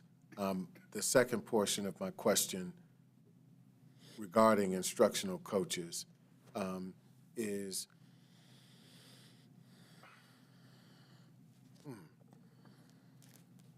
I know, and I don't want to seem like I'm trying to be slick, but after school hours, how is it that these instructional coaches will have an impact on student outcomes directly with the kids, with our children, if that's even something that will be done. How will they have impact during after-school hours to, help accelerate our students' learning process towards our expected goals for them? So coaches are support for our, and I might be misunderstanding, but coaches are No, support. you're actually clarifying. Okay. What you're about to tease out is a clarification. Right. Go ahead. Okay, so our coaches are there to support our teachers and teacher implementation, and they're not, some may work directly with a student, but that's not the coach role specifically. If that's what you were getting at after school, like if you're thinking high impact tutoring or something like that, that's not the role of the coach specifically. I know we're not, I'm going to honor our process and not make recommendations. Okay. I'm going to honor our process. Just right here, you can make recommendations later. Yeah, of course. Yeah, And they if- do have the opportunity if they want to do extended hours, if they want to tutor after school and working in those programs as a member they have, but outside of the Right. contractual time. But that is not the role of that. They are to help those teachers that need some assistance and maybe want some help with some good teaching strategies and support for those teachers. That's the role of instructional coaching. Beckerly? I loved how intentional you're being about implementing the coaching, well, I'm not supposed to say any of that. Put a pin in. I caught myself. At the next report, can you share the feedback you're getting from the teachers, the students, the staff, the principal, and everybody about how the instructional, I think you'll have data about how, impact, but also that feedback from all of the, Yeah, implementation, if you will, yes, of the coaches. but especially how the principal views it, how the coach views it, how the teacher views it, like that sort of data, like how it's received. Right. And that sort of, because I was thinking, this is a variation with my question about the how. One of our sort of suggested questions, if we don't have any others, is how do you know the strategy is going to work? And that seems kind of unfair. But what I would say is, how are we tracking to see which strategies are working? Like, is it which campaign, like you talked about check-ins, check-in connects, like how are we going to see what's working and what isn't? Because there's a lot of strategies here, and we really have to make sure we're not just, now I'm getting back into it again. How are we going to just keep track of what's working and what isn't? Right, so when we. My job is complete here. I made Stan laugh at me at least once during a meeting. Right. Check the box. But one, you're right, there are a lot of different strategies, but they're targeting different students. So when we come back, we will show you, for example, which ones that are targeting students that are chronically absent, which ones that are, targeting students that are just almost there. So I think differentiating that and letting you guys know who is targeting what groups and what would give you a better idea on how we're monitoring those strategies with the various partners. I think that's important. I agree. Okay, we are 20 minutes in. Any last questions on the hows? Member Brown. And this might combine a little bit, but I know it's mainly a how question, and that is in making the classrooms a comfortable, desirable, caring place for students to want to come to. To what extent is the HVAC, cleanliness of the building, those kinds of factors that students complain about, whether it's too cold, too hot, or other environmental things that we can address. How are we addressing those? And I guess to what extent do those factors cause or increase absenteeism? So I think that goes back to his first question about other factors. Yeah. And I think actually where you're getting a lot in, I know you're trying to tie it back to this one, but actually I think you're ahead of us. And you want to really talk about ensuring culturally responsive staff in these learning environments, which is a different topic, important, but different. So put a pin in a lot of what you asked, but maybe coming back, he's really asking another what question about the HVAC and playing into, like physical environment playing into attendance, I guess. Does it play into attendance?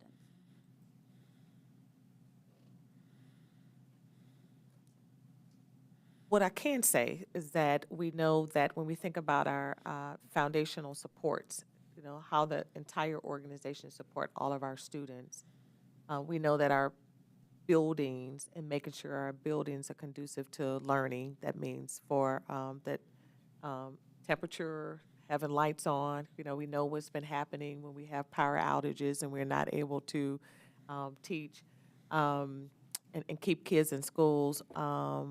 And transportation, all of those other things that are not about teaching and learning, but are about then a total package of making sure that students are in school and engaged in learning.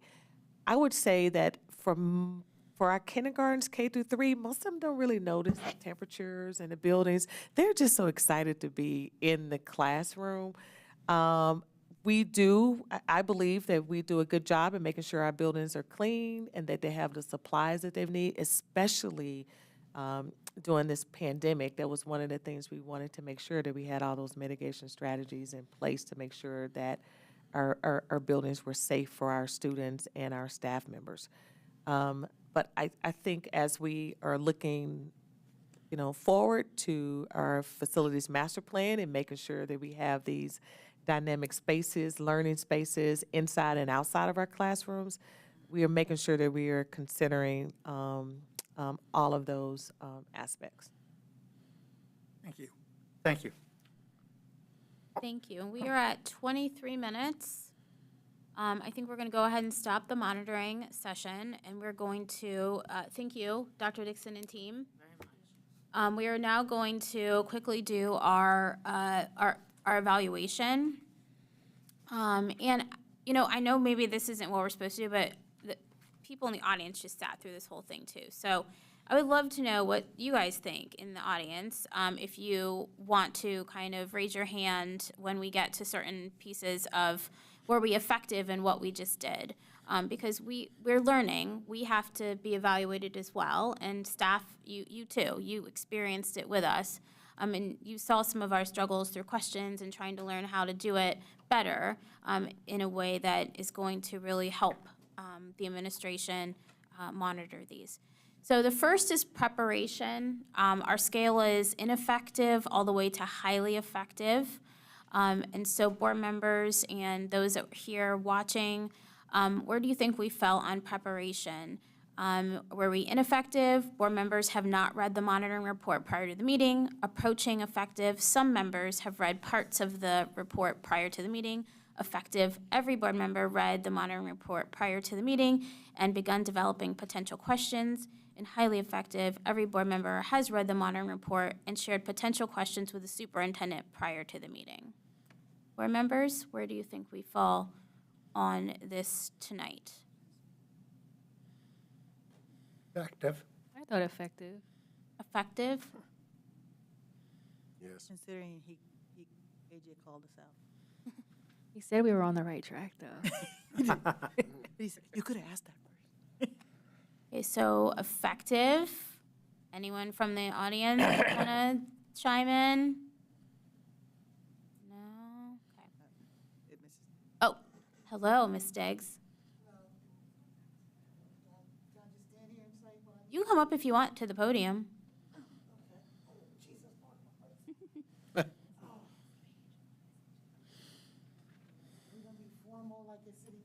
No. No. No, thank you. 'Cause I don't Welcome, think- Miss Diggs. Hi. This is a practice. I think it was effective. I think I'd just like to say, because I don't know what all the other questions are going to be, is that I am very honored to see that our Columbus City School Board members and our superintendent especially, that you are looking at this. Our children are really behind a lot of things, and reading is so very fundamental to anything that you're going to do in life.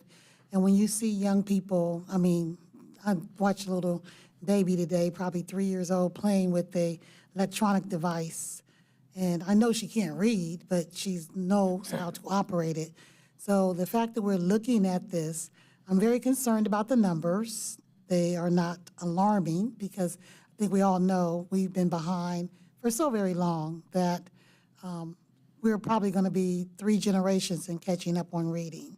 You have still some of the age-old things like literacy.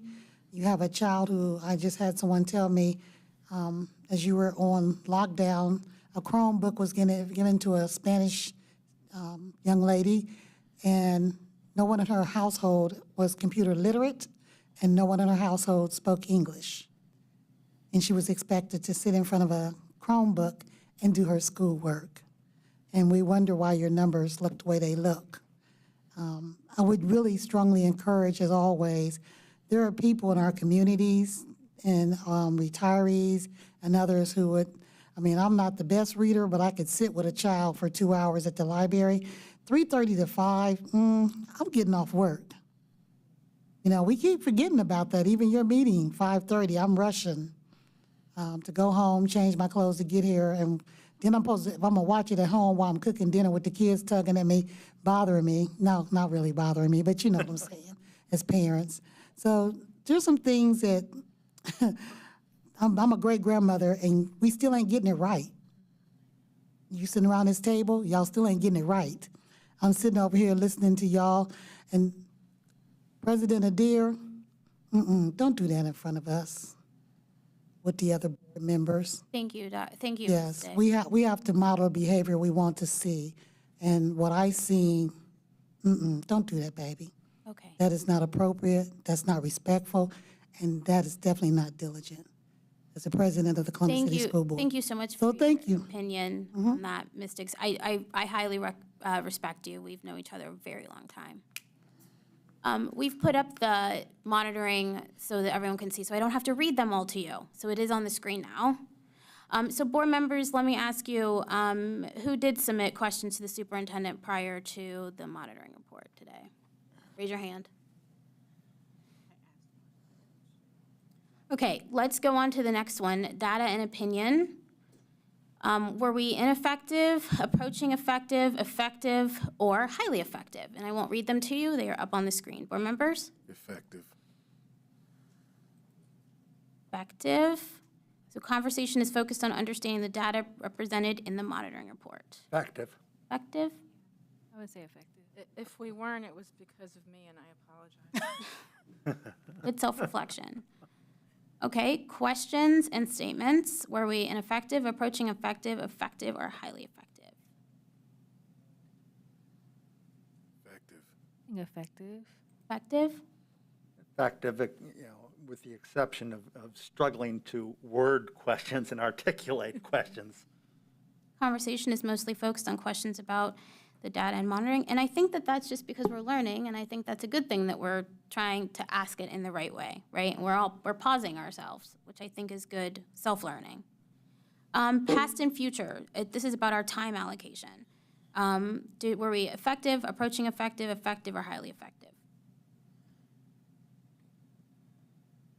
I think you did a good job of monitoring us, so I'd say we were between effective and highly effective. I'm not quite sure what the math broke down, but we were pretty close. I would say effective. We spent 52 minutes on the past and 23 minutes on the future. That's pretty good, Yeah. based on what it says here. That Definitely would put us effective then. We were effective. highly effective. Progress monitoring and project management, were we ineffective, approaching effective, effective, or highly effective? We were effective. I think we were effective. Conversation is mostly focused on understanding performance rather than discussing school system operations or programs. I would say close to highly effective. I think that all of us ask, relevant questions about strategic issues, and I think that we focus on that quite a bit. And sometimes we focus on that so much in previous conversations that we, and I'll use myself in that self-reflective piece, we teeter on the border of making recommendations in this conversation when we should do that at a future time. But I would say that the reason that we struggle with that is because we are at the very beginning. So we're not quite where we need to be in what the board feels that we need as far as data to know where we can help, where interventions are going, where things are going. So I think it's very difficult for us to say, that it's all on 3 pages, but there's all this other things that you are doing that is very difficult for you all to communicate in 3 pages. So that's why I believe we start going, well, did you think of this? Did you not think of this? I mean, because if you put down all the 25 things you did think of, we'd be here all day, and you would have given us a 35-page report.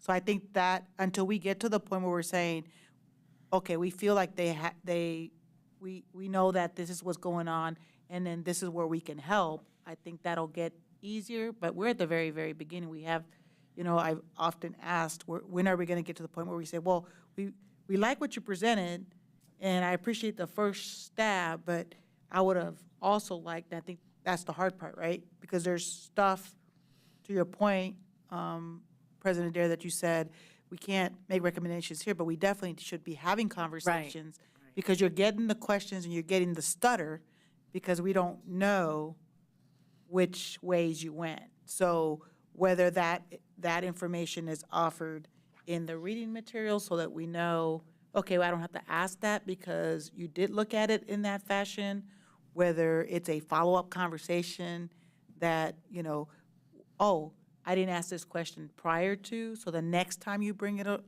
back, this is something that we would like to see. So I was trying to kind of listen to where we were going and why I felt that we were stuttering. I feel that we're not quite there yet with what maybe, there's 7 people, that's a lot of us, all those little data points that we feel might be helpful in telling the story of whether where we have gaps or where we're succeeding and how we're bringing those together. I would also say that I think today was another time we've also asked for regional data. So I would go back to saying that we continuously go back, what's the intersection if we're looking at this data and this data point? How do we do regions? I just want to stick that in there, but we're getting there. AJ, I think you're still with us. Do you have any feedback? He might still be. He's on. Yes, ma'am, and thank you for the inquiry. The only 2 parts of your self-evaluation that I had a substantive disagreement with was preparation.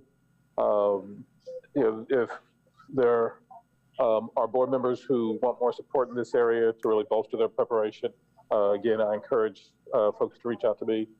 And then the other one was statements and questions. As you were working very hard to marshal your colleagues, there was a lot of desire for statement making rather than a focus on inquiry.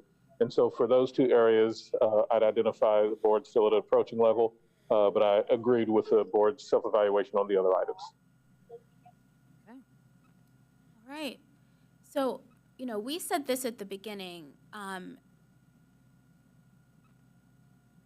When I am monitoring or I'm referee, right, it's about keeping us on track to what we agreed to do in this structure. It isn't a validation or invalidation of anyone's feelings, thoughts, or opinions. And in fact, each of you is going to get this opportunity to do it as well. It's hard, and we're all learning how to do it. And so I ask each of you, which I asked before, but now that we're in it, to tell me which one you would like to be the keeper of. And you can sit and be the monitor and filter the questions and ensure that the process is being done as we all agreed. So I'm going to ask each member to please submit the things, and you did before, so if you don't have changes, I believe we still have it somewhere, then we'll just assign it. And so the next time we have a monitoring, it will not be me doing this, it will be one of you. Okay? All right, so thank you, team. Thank you, everyone, for your feedback. Thank you, AJ. And let's move on in our agenda. So we're gonna go to our added item, Yes. 4.3, which is to talk about the Panorama survey data. So we can transition and put that PowerPoint up, and I invite Cheryl Ward to come up. You want to present from the podium, or you want to have a seat? It's up to you.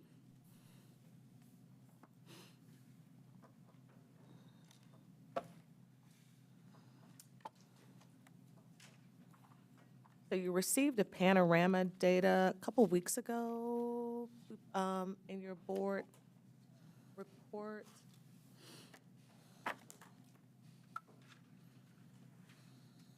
It was the winter, okay, so you have that. And it included executive summaries. I know there were questions, and so I wanted, I asked Cheryl if she would come up and just do a short presentation on where we are with the Panorama survey data. Thank you, Dr. Dixon, to President Adair and the board. It's always an honor and a privilege to be able to be standing here. I do sit in awe at the responsibility and the work that you have in front of you, and so it is a privilege to be able to spend a little bit of time with you this evening. One of the things that we wanted to do, and you can advance the slide, is really begin to, one more time, please, I'm sorry, is to recognize the alignment that was done between the interim guardrails and the Panorama data that we are tracking. I took the liberty of pulling out fall and winter in reference to the Guardrail 1 around supportive intervention systems, as well as Guardrail 2 around prioritizing a whole child focus, both which speak to the Panorama data. What you see in front of you is the interim monitoring and the percentage that we're looking at. Recognize and remember by content or context is that we made the decision to do the Panorama data, the first Panorama series, even though we were in the middle of the pandemic. And so recognizing when you begin to take a look, I did tease out 3rd grade through 5th grade and 6th grade through 12th because I think there's some telling trends that we want to take a look at and separating out, because that then gives our staff at the building level and a district level ways to think through and ponder. I also give the context with Panorama that a part of the self-report, student, staff, and family is in place or is supporting student voice. So it's the recognition of the perception of the individuals who are answering the questions. As staff, one of our responsibilities is to take that voice and to begin to say, what may be happening here? You all talked about many variables when you all were going through the monitoring report. That process is also the same around Panorama, so that at the building level, as they're looking at their Ohio improvement processes, as they're looking at the systems and the structure around their MTSS systems, around the PBIS and behavioral work, that they're making some informed decisions around what they're seeing, and it's targeting the work that they're doing in very meaningful ways. You can advance the slide.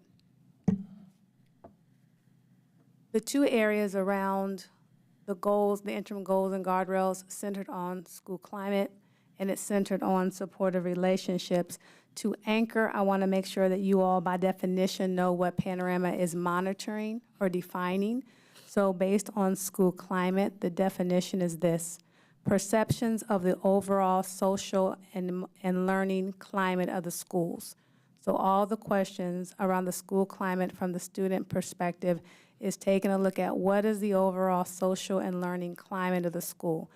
A couple of questions that looks like is, how positive or negative is the energy in your school? At your school, how much does the behavior of other students hurt or help your learning? And then how often do your teachers seem excited to be teaching in the class? And although different questioning around the monitoring as I was listening, that is a dynamic that was coming up in your questioning. And so a part of what I sat back as I was listening to you all, although a different guardrail, is really how these are aligning. And I know that when we were going through the guardrails, there was some conversation about, are they aligning, are they making sense? And so with that, in the support relationships, there's two categories in Panorama that deal with relationships. One is the supportive relationships, as the other is the call out to teacher-student relationship. I want to be clear about the rationale why we chose supportive. Supportive relationships, by definition in Panorama, talks about how supported a student feels through their relationships with friends, families, and adults at school.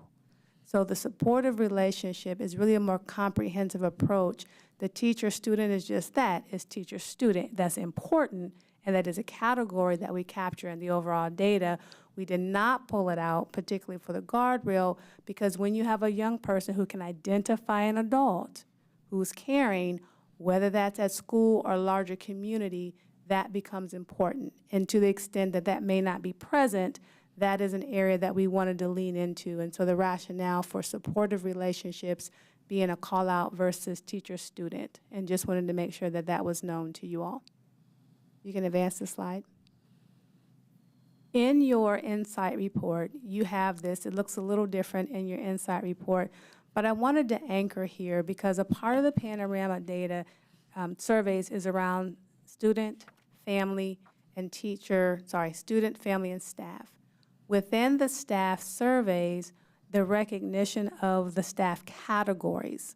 And so we have categories, staff who have answered as a teacher in the school building, as an administrator in the school building, as a non-school-based administrator, and then as non-school-based staff. And so from the staff data, there are subcategories of people who are answering the same questions. And so depending on the category that you're looking at, that data, those responses might look a little different. Why is that important? Well, it's important because if I have teachers who are rating things in a way or responding to things in a way that are more favorable, but I have my non-teaching staff who are not responding or who are responding in least favorable ways, as an administrator and as a school, I need to take a look at that, because holistically we need to recognize and understand what is happening with all of our staff, whether they are serving a building directly or whether they are serving within our district. And those become very critical points, not only at a building and a department level and how we're leading and how we're supporting staff, but also from an HR perspective and what may be some opportunities of growth to be able to settle in.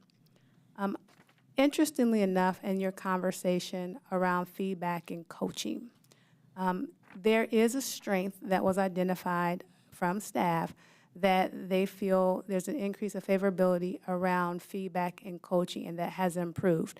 Now, I'm not going to make a direct correlation between the two, but I do want to lift that up because, again, even though we are referring to a different interim guardrail, there is a space on the Panorama where it talks about how do you feel about feedback and coaching. Not particular to anyone, but how do you feel about that, and is it effective? And so I just offer that as another layer to be able to take a look at how are we measuring, because I know that conversation of measuring came up a little earlier. Areas of growth. Amongst all stakeholder groups reported, there was a decline in school climate from fall 21 through winter of 22.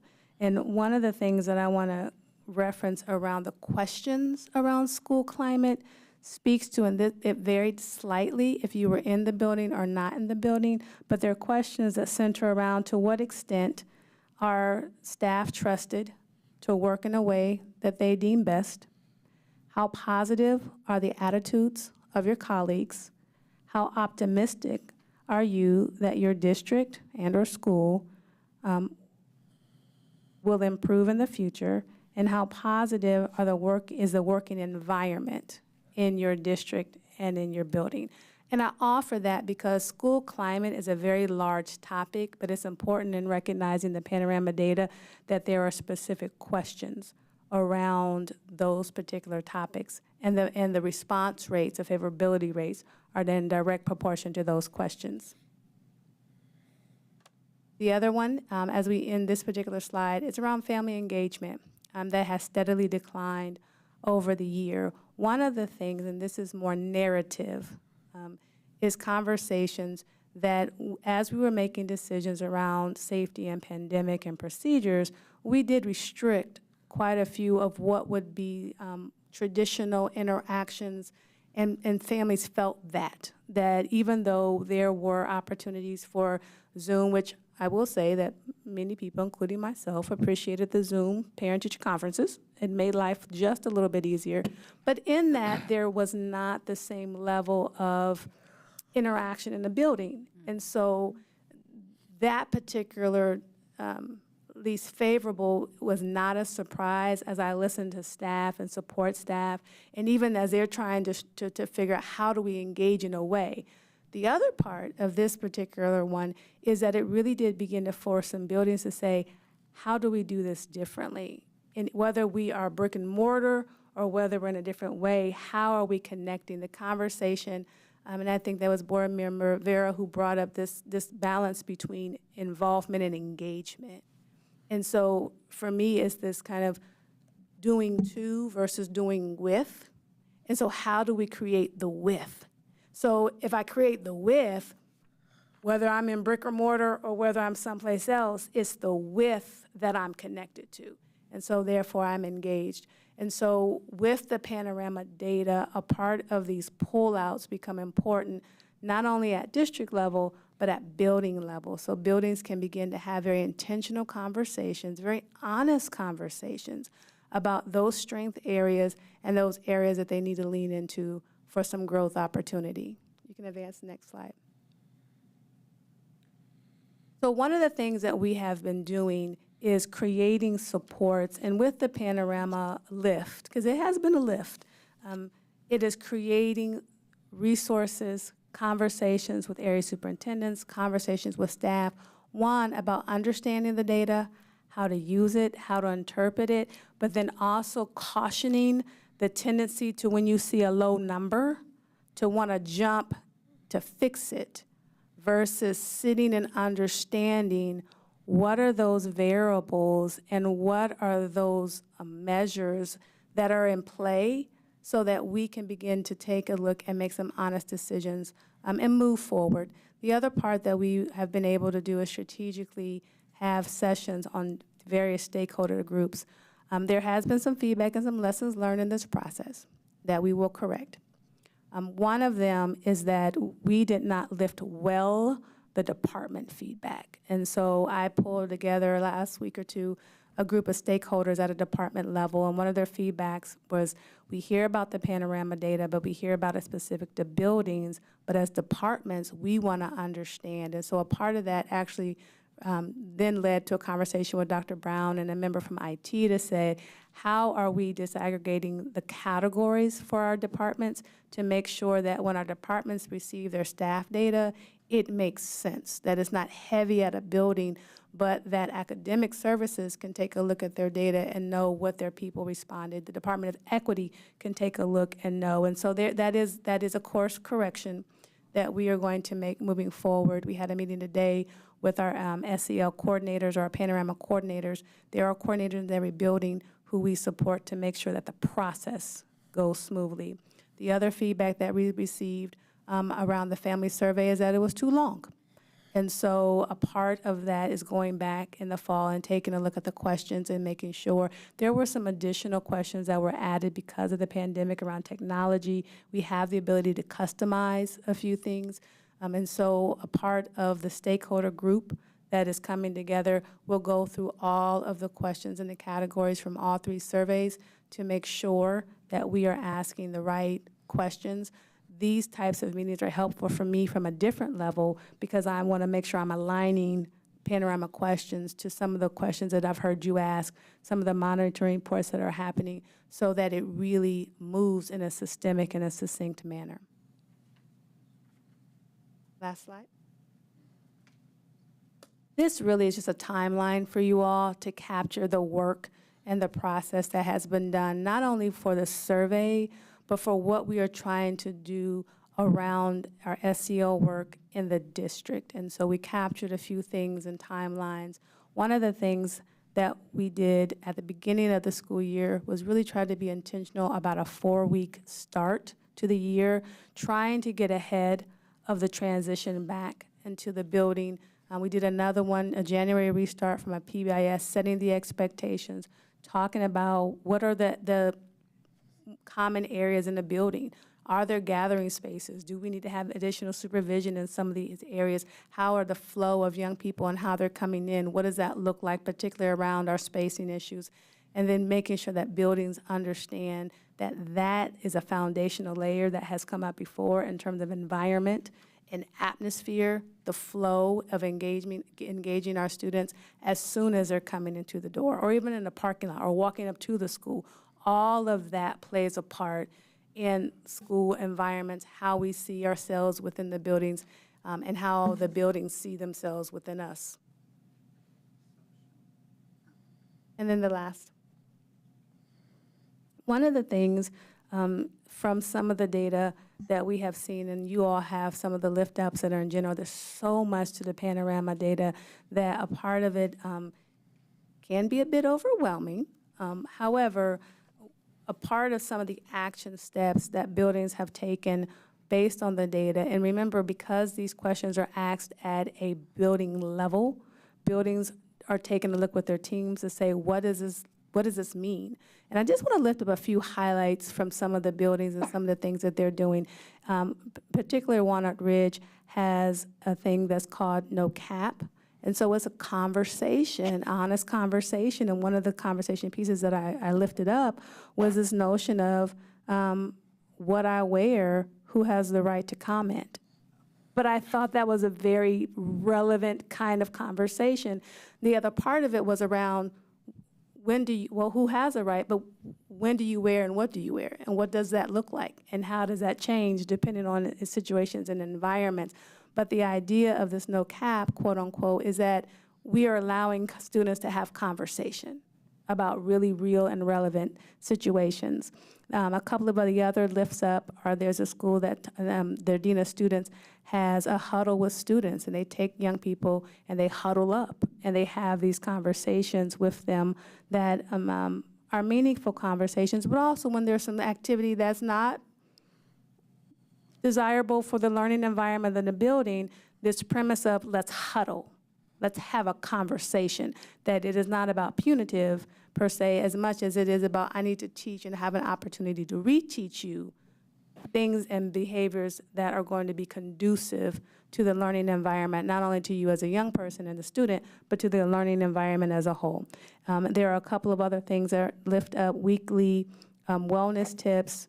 Our social emotional learning practitioners have created resources for teachers, and there are a plethora of things that buildings are doing to make sense out of the Panorama data. I only offer a few of those as just some examples of how buildings are leaning in, and then some of the lessons learned that we have received over the year and how we're going to make some course corrections.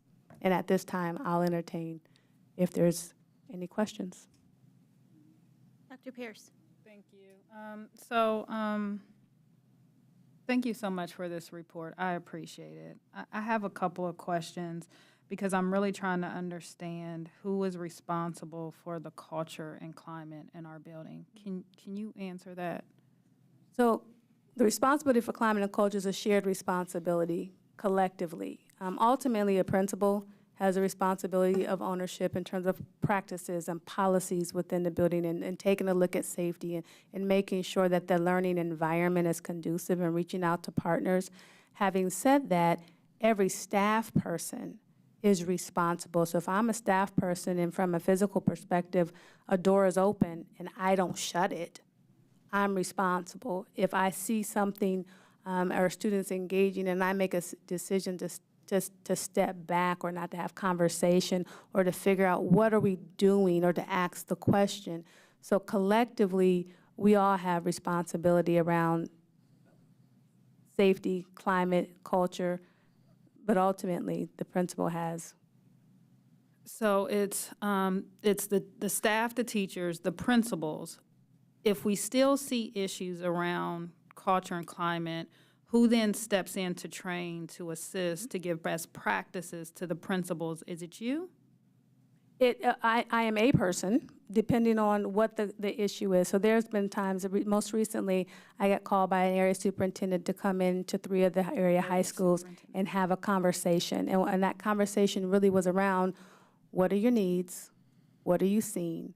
What are your internal supports? And then where's the gap? And then how can my office help with community resources, whatever that is, but help them with the plan and be able to support that and be able to give resources, but that they also have ownership in that plan so that it can be self-sustaining. So you're called in by the area superintendents who are then over the principals. I guess I'm just trying to understand, for us to really, as a district, in a strategic, intentional way, impact some of these numbers that, and you went over each one that I actually had highlighted and wanted to discuss. When we talk about, how often they're receiving professional development, how appreciated they feel, seeing those numbers drop the way that they've dropped, I'm just trying to figure out, what's the hierarchy? How does this go? So building level, so there's district level support that we have that we give. So like district PBIS coordinators, we created that.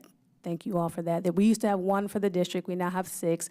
We actually got permission and now we're increasing it to 12. So each building has what they call a PBIS team. That team looks at climate and culture. That team also looks at attendance and how attendance affects. That team looks at what is happening in the building, what are the students, and how do we tier supports. So the teams having a conversation. And so the question is around, are there functional teams at a building? Are teams getting together? Are they having those conversations?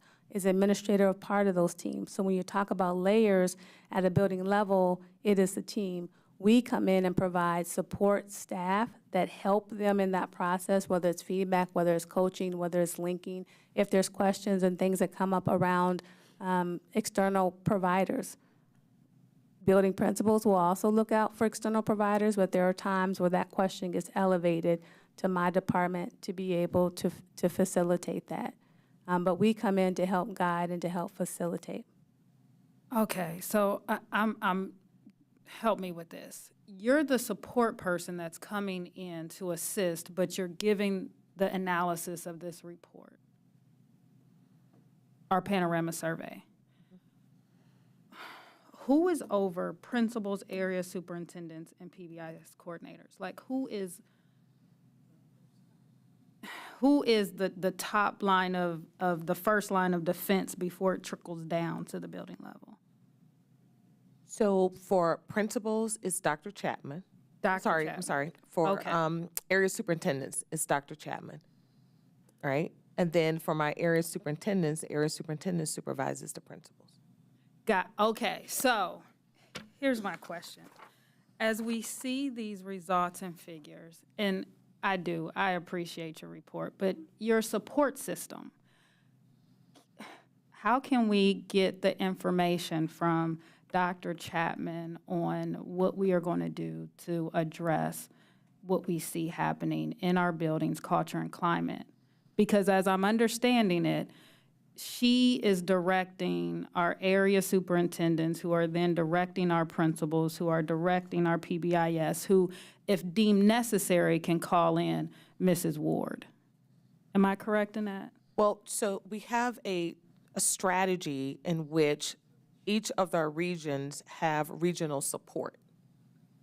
So they have a network of support if their principals need any additional, if they need assistance from Cheryl's, from the equity office, from the curriculum office. Those departments are providing supports to each of the regions. So if principals need some additional supports, the principals can reach out to that office, Cheryl's office, for additional support. But if they need something else, they can always go to their area superintendents if they need a district-wide support. And then those area superintendents can always check in with to Dr. Chapman, or they meet with me monthly as well, too, when we're thinking about the district overall strategy. But if your question is, if we see that a building, I want to get to exact question. If you see that a building, I think were you asking, if we see that there's a culture or climate issue in a building, who does that building principal go to for support, or do you? Well, it's throughout our entire district. Yeah. This data that we're seeing here, what we're seeing happening in our buildings, when we're thinking about adult behaviors that need to change, that needs to be directed from the person that's actually holding our area superintendents accountable, holding our principals accountable. So how is a support person, it would just seem more. Right. So as a building principal is responsible for the culture and climate of his or her building. That's what principals do. They make sure that those buildings are warm and welcoming, that they have, that they're providing the teachers with the supports they need, and they make sure the programming and the resources students need are in every single building. Those are what principals do.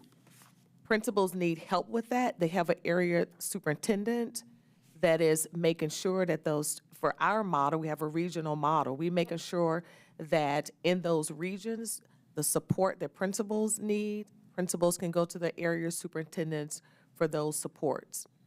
If area superintendents need additional district level supports, they go to Dr. Chapman, and they go to Dr. Chapman to say, hey, I need some additional supports in our buildings or in our region, and then Dr. Chapman is bringing that information to cabinet. And she is saying, these are some additional supports that we need in Region 4, or Region 5, or Region 6, and making sure that those supports that they need is aligned to the overall district strategy.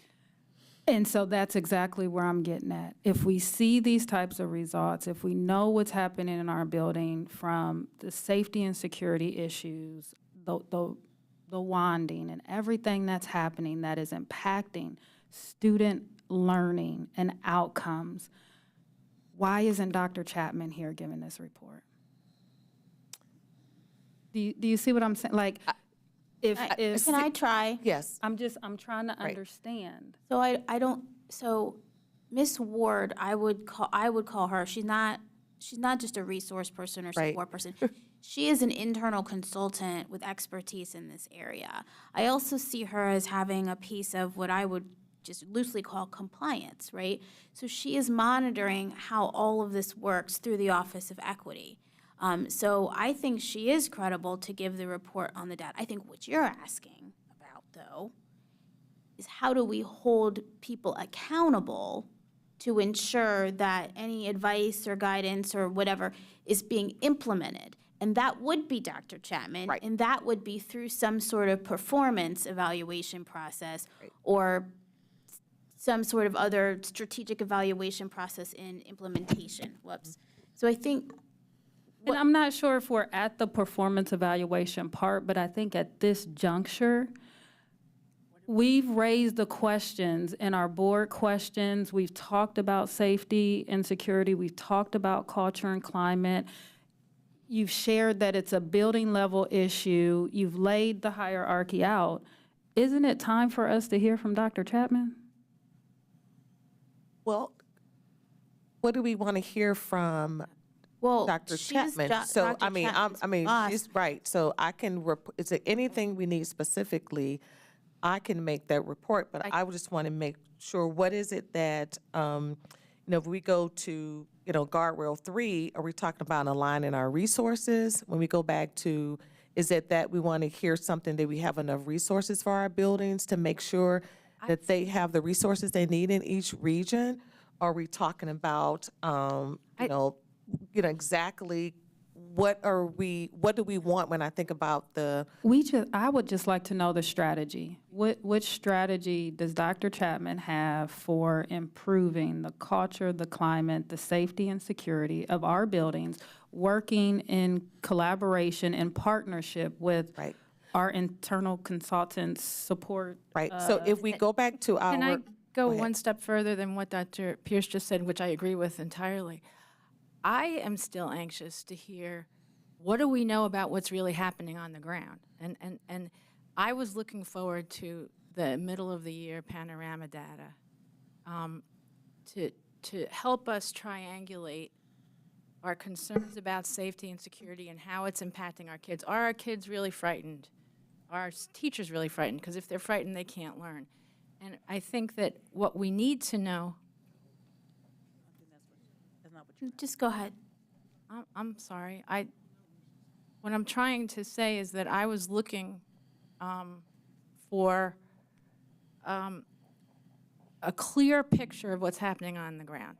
And when you go into our buildings, which I have on a couple of occasions, you know, it's not encouraging. There's a lot of issues with safety and security and behavior in the hallways, and then we've been asking and kind of monitoring the security data that we're getting, the safety and security data, but we're having a really hard time making any sense of it. Is it worse than it was before? And we've asked for bar charts. So at some point, and I think that I love this report, I love the panorama, I think we've got tons to do about it, but I think that we were both looking for this to be much more focused on the sort of urgent issues of what's going on in our buildings than a more generic thing. But I mean, I think that I'm thrilled about the Panorama tool. I'm thrilled about the capacity of it to do good and to help us keep an eye on not an eye on things, but understand really what's going on. And, you know, and I appreciate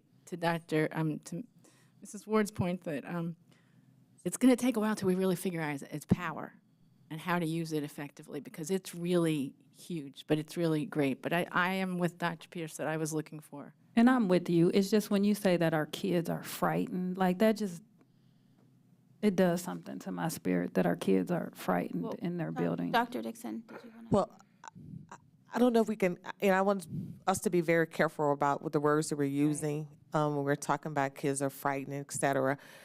What I've tried to do is make sure that the things that we discuss here are aligned to the board goals and guardrails, the things that you said are important as a board that we talk about at the board table.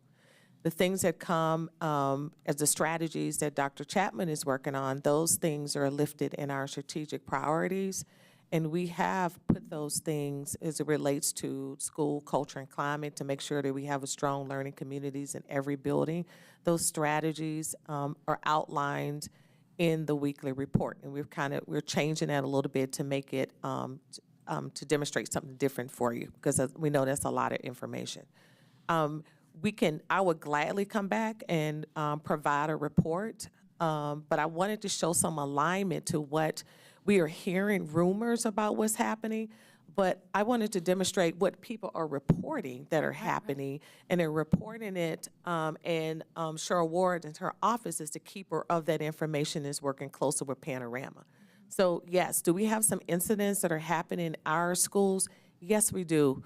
Do we have strategies to make sure, to ensure that our schools are safer? Yes, we do. If we want to hear about those things in a comprehensive report, then we can provide, I can provide a presentation that we're talking about those operational things in a future report. So I'll gladly provide that for you, but I don't want us to, I just want us to be very careful when we're talking about the issues that we're hearing in our schools, and not taking a few incidents and using that narrative to paint this broad brush about what's happening in the district. Because yes, do we have some things that are happening? Absolutely. That's why I make sure that you're aware of all of those incidents. Do we have a strategy to make sure that we're providing some additional supports to our area superintendents, to our principals? Absolutely. We have a principal cabinet we meet with monthly.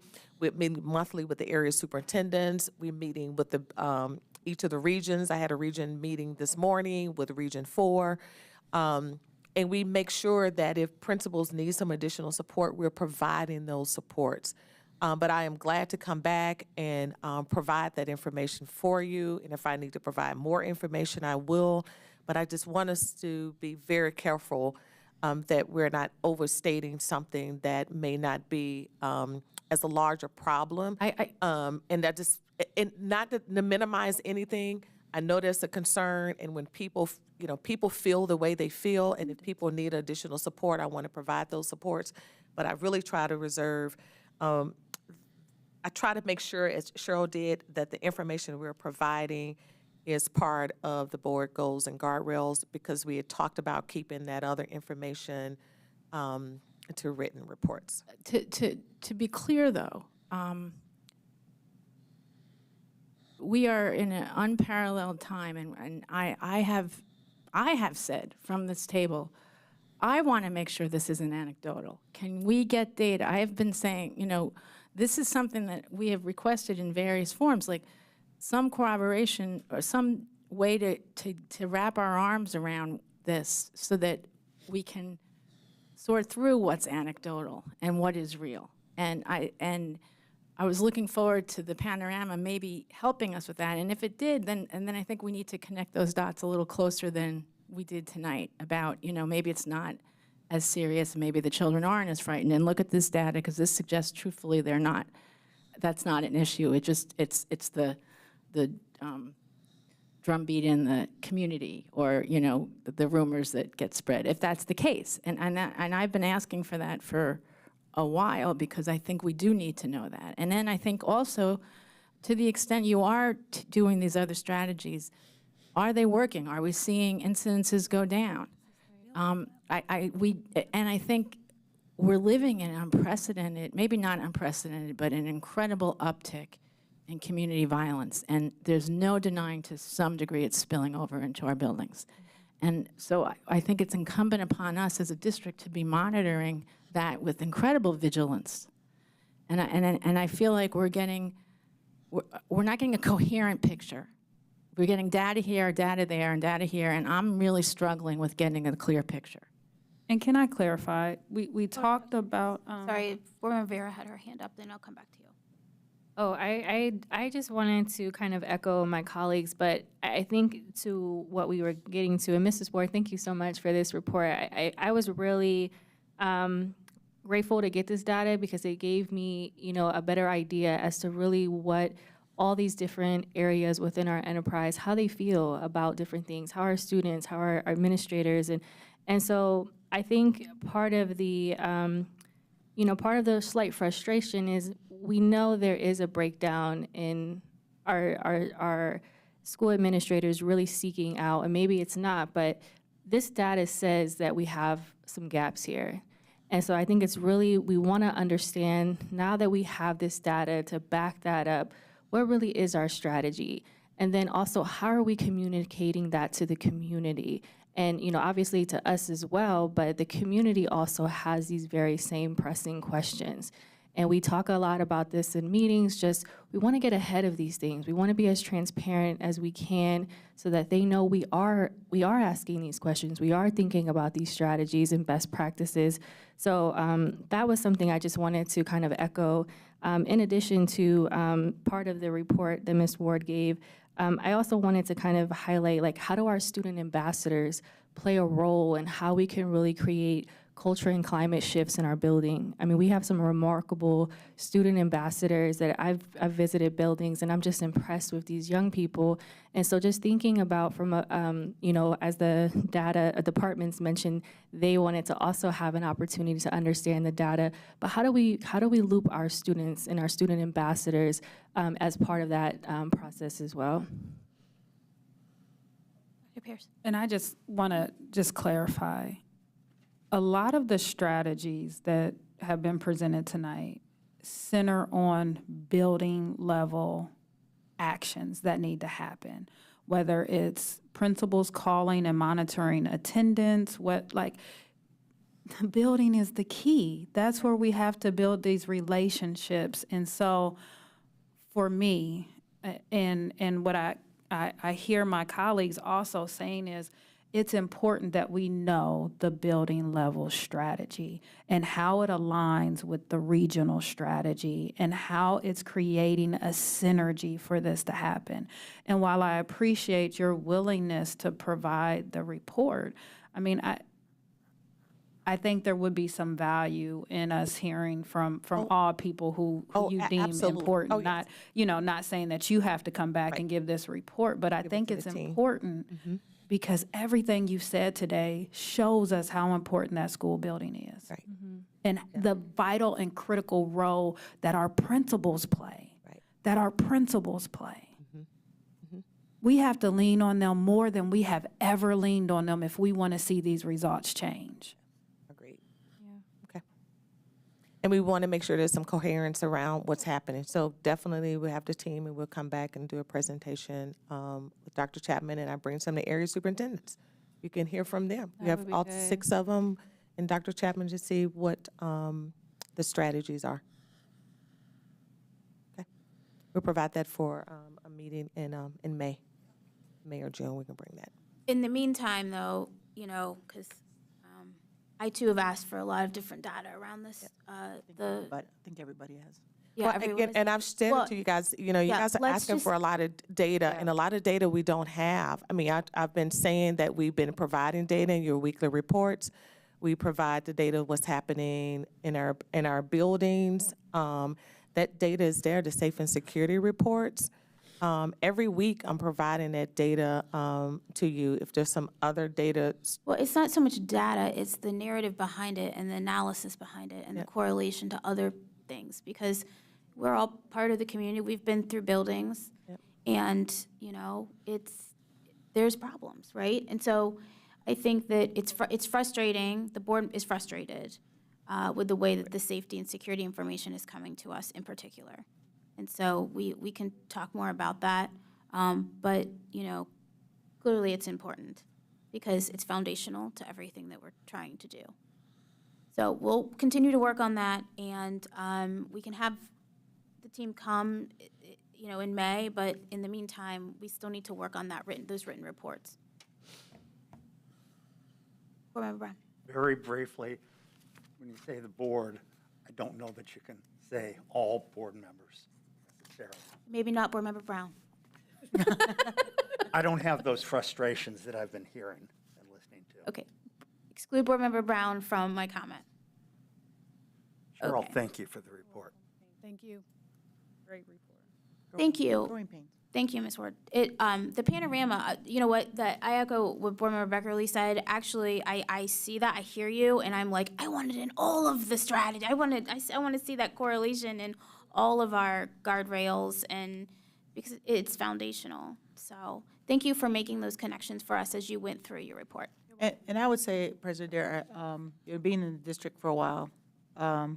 We used to get a lot of this data, and we never even looked at it. So, so I just want to, it was surprising when I ran the Public Engagement Committee a couple years ago, and I would ask, is anyone even, we're asking for the data from all these multiple groups, who's looking at it? And and so we did have a group of community members who had their same thing that you just said, we're asking 35 questions, and people really just want 20. What is it really? So I definitely appreciate the work, the effort. I know how far this has gone based on where it used to be. I mean, right now they're asking you how to do different data, when before we didn't even have this data. So I appreciate that you got us, it's all baby steps, it's all growing pains. I know there's a lot of frustration on both sides here. I think we need, again, that goes back to us being as clear as we can to come back to you and say specifically, this is how I would like to see it, and then you come back because to your comment, Dr. Dixon, we have the data. So now for us is, we're going into the school, we're here, and it's always going to happen. You're going to hear this, you're going to hear that, and sometimes it's immediacy. Sometimes it's just that particular school, and sometimes it's that particular school day. Many of us have been in a school, so I would encourage us to reach out to Dr. Dixon or to Mrs. Ward and give a little bit more feedback so that we can, as we develop what we want to see, they can offer that back to us. Yeah, and to clarify, I don't think there was frustration with you, Ms. Ward. Yeah, and actually, I was going to go the other way, gratitude, because to Board Member Ray's point, this is exciting moment. and thank you for looking at it so thoroughly and helping us sort through it and being the voice and the digging in, because it's powerful. All right, thank you so much. Thank you, Madam Superintendent. Let's move on to item 5, Internal Auditor. Hello, Auditor Smith. Oh, good afternoon, board members. I do not have a report for you this evening. It's good to see you. Thank you. Mr. Treasurer, item number 6. Good evening, thank you. No official report, just a reminder that the Finance and Appropriations Committee will meet in this very room at 4 p.m. a week from tomorrow on Wednesday, April 13th. Special day, my mom's 93rd birthday. Happy birthday to your I'll mom. be here, but we'll be going to dinner earlier in the week, so. That's it from me. Thank you. So we are going to go ahead and go into item 7, which is board matters. We have item 7.1, which is the second reading of proposed policy, curricular and instructional program goals and outcomes policy 2000. Am I turning this over to somebody? Me, you. Me, you. It's not in my thing who is, okay, so Board Member Beckerly is going to handle this one. Is this the one that we substituted out? All right, so board members, Mr. Barnes, are you coming up to the podium to be here as well? Maybe? Yes, he's like, maybe, okay. So there's a substitute version it's in board docs, so if you're in there now, Already you in can there, yeah. see it. Up It's there on- already uploaded. But there was some changes that were made, so I want to make sure we understand, since some of you might have looked at this maybe like a few hours before the meeting, and it's different. So I don't know if Board Member Beckerly or Mr. Barnes, who's going to walk us through. Maybe I should move that we consider this version, and then Mr. Barnes can explain, and Ms. Wambach can explain. I don't know what the appropriate, so it's completely different. So if, It's, It's not really. thank you. It really is Okay. essentially the same, just all right, so then I guess we can do a motion in a second and then discuss. All right, so is there a motion to approve this policy 2000?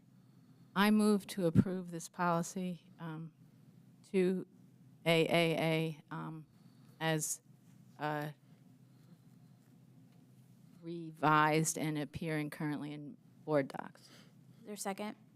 Second. All right, we have a motion. And we're talking about the policy that has the bullet points. Correct. The one that was. The one Right. that she passed out. It's up there.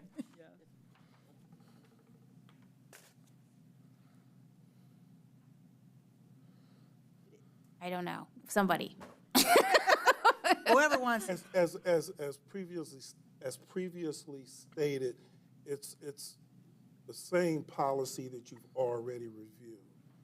It was, some of the wording was changed to make it clear. The first copy you got included 2 separate paragraphs. Those paragraphs have been combined. The language in the second paragraph is now included as bullet points in the only paragraph. That's the only change. And I would suggest that part of the change was driven, I believe, by a certain board member who's trying to make sure that we're tying it all very tightly to the goals and guardrails. And so that was part of what drove the philosophy, the whole, what the board policy should be accomplishing versus, what's superintendent work. So that was part of what drove it. Yes, the initial copy did relate directly to the goals and guardrails. This simply makes it clear that it is related. Okay, thank you. Any questions, comments, feedback on, I guess, what has just now been bulleted? Yes. Call the question. All right, looks like we are going to vote. Ms. Beckerly, Yes. Mr. Brown, Yes. Mr. Cole, Yes. Dr. Pierce, Yes. Vice President Reyes, Yes. Ms. Vera, Yes. President Adair. Yes. That motion carried. Thank you. All right, item 7.2, it's the second reading of the proposed policy, English learners.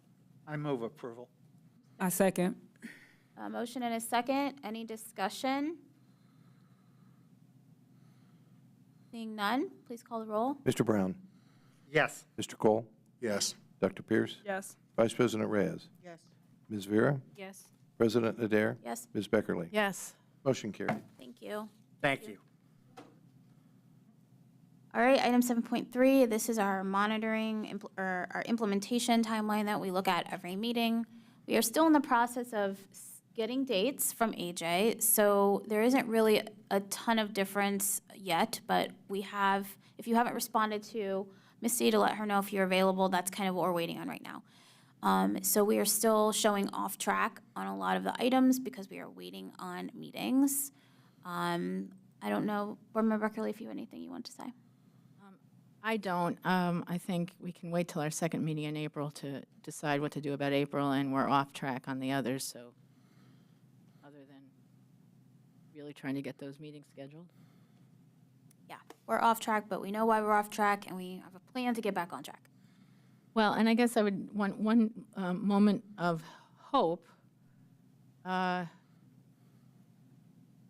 need to, actually, I haven't, I guess, this is what we said we were going to do, Board Member Cole. We were going to go back. We have to go back and see where we were in terms of March, where it says goal monitoring and at least invest at least 50%. We have to go back and do the time use evaluation. So Board Member Cole and I owe you that for March, and we'll calculate it at the end of April as well. Okay. That was it. All right, sounds good. All right, if we're good with that, we'll move to item 7.4, which is a discussion on board engagement. This is going to specifically focus on the student-focused government engagement. And I'm turning it over to Board Member Beckerly as well as Cole and Vera. I think we have a... We should have slides that'll come up in a second. So Board Member Cole and Board Member Vera and I met to kind of brainstorm and focus and then bring back our thoughts to you all so we could discuss this in greater detail. Just to kind of get us focused on the SOFG framework. If you look at that rubric, to be mastery in terms of engagement, we have to use a process that included students, parents, staff, and community members in a way that leads them to express ownership of the adopted goals and guardrails. So this is the engagement we're striving for as part of our ongoing how we roll. The other piece of it is when we do the time use evaluation, we get credit for time spent in effective two-way communication with community members. So it comes up in that context as well. Next slide, please. So our goal is to generate authentic engagement, and these are the first steps toward community ownership that is part of that mastery. The overall objective is that we have a strategy for communication that's ongoing, that communicates the SOFG model itself, our goals and guardrails, and our progress in implementing them. And I think that was when I was trying to capture some of your comments, Michael. Is that where we were going with that? Yes, and it very clearly speaks to what I mentioned earlier in our meeting during the monitoring conversation, that in our adoption of this, what we want to ensure is that, you know, all of our organization adopts this as a behavior. And again, via knowledge, skills, and mindset. And more specifically, mindset. We can do all the training and development that we want if folks don't own, not just adopt or, you know, there must be ownership. So the aim here is ownership of mindset, knowledge, and skills around student outcomes focused governance. And we were targeting specific groups in our initial steps to, you know, capture the energy of that, particularly in the space of transformation with Dr. Chapman. In addition to that, work with other departments as well. So is this a board strategy? Yeah, this Yes, is ma'am. board work. Okay. Yeah, and I think that's a really good point. Because Asked her the same thing in my pre-com. You did ask me that. Yeah, this is us, yeah. Yeah, and it's important that it's board work because we have to own it. We have to be the face of it. And we have to be the face of it externally in terms of the community and also internally in terms of our internal community, knowing that we're owning this and this is our model and we're sticking with it. the reason I ask is we had authentic engagement as one of our strategic priorities. Yeah. So I was wondering, were you in? I just meant that in its generic sense. Generic sense, As opposed to, it's a term that's actually in the two-way authentic engagement is a term that they use in the rubric. And in our next slide, Dr. Dixon, you'll kind of see a little bit more about what we identify as authentic engagement. But to add to Board Member Beckerly, like, we don't want to just be the face. We also want to model this behavior. So I think it's important that we're not just saying that we want to be the face of, this model, but we really want to breathe and live and conduct ourselves in a way that, the district as a whole sees how we're implementing the SOFG model as a whole. So, and so then when we talked further, we kind of, I think sort of what generated our meeting was that we realized in the short term, we're starting to realize that this senior staff, the department level, they're not all as up to speed in this process as we are. We've been off doing this thing and it hasn't really impacted staff, and we're starting to, today's example, as much as it may be perceived as wordsmithing, those changes were driven by the philosophy that we just approved and the first policy we just approved. So I think it's important that on the short term, or we decided that we do some briefing, we schedule some briefing with senior staff so we can get them indoctrinated in, indoctrinate is not the right word, oriented and informed about this strategy. Then in the long term, and this is something that we all need to talk about, is what's the ongoing plan for engaging both internal and external stakeholders? Dr. Dixon, you have another question? Yeah, because I don't know if that's board level work, right? For engaging, it's. Only in terms of communicating SOFG. Right, because we're working with AJ. And so maybe we need to work on that because he is meeting, he has those monthly meetings with cabinet and working on how do we make sure that we are focused on this and we're cascading that down. Okay, yeah, definitely, then that's true. So, right, so. It may be that we need to make sure it's happening. It is happening. It is happening on a monthly basis? That's so terrific. We just need to make sure that we include this piece in there, as part of when we're meeting with AJ, because it's a culture shift. So he's Yeah. No, all right, well, then maybe we just put a pin in that, and maybe it's already Well, but happening. hold on, I think that the difference is, you all just said that we need to be the face. We aren't in there. Right. Right, I was just going to say maybe not so much that, maybe we need to coordinate this at least. Or it may be that it's happening already, but either way, we were just prioritizing senior staff as needing to be brought on board quickly. And I think to add to Board Member Beckerly, as you're evaluating Dr. Dixon in those private meetings with AJ and your team, like figuring out how we can also be of support as, we are also learning this model and also learning, that implementation process. So it's not to recreate the wheel or to add additional anything like that. We just recognize that there is a disconnect slightly between, what we are perceiving or understanding our roles and responsibilities as it relates to the SOFG model implementation. So we just want to be mindful of how we are communicating that to our colleagues and really looking at, if you go to the next slide, I think that'll kind of tie into what Carol is also trying to explain. And, well, actually, maybe we'll just put a pin in all of this and find out exactly what's happening with AJ. Because I guess my sense was that those meetings weren't happening on the regular basis, and I guess maybe I was just concluding because he's so hard to schedule with, they weren't happening for you either, but maybe they are. Well, I think part of it, what we wanted to make sure is that AJ was helping us with this culture shift, right? So we meet with the cabinet, and our next document he just gave us on the cascading, he just shared a document that he wants in our meeting on last Friday. So we want to make sure that he's helping us to make sure we change this culture, and I just want to make sure that we have, what is board work and what is my work to do with my team. So I want to make sure that we have that clear. Wait, can I ask a question about what? So so AJ is working with you on cascading the goals down, the strategies, right? To create this culture of what is school outcome post governance looks like at a cabinet level, and what our reporting should look like. How do we make sure even we cascade this down when we're meeting with our direct reports? Is that what we would do, or are we doing something different? No. If that's really happening, that's what we were trying to accomplish. Oh, okay. But I think that's what that was the assignment that was given to us, was this. Right.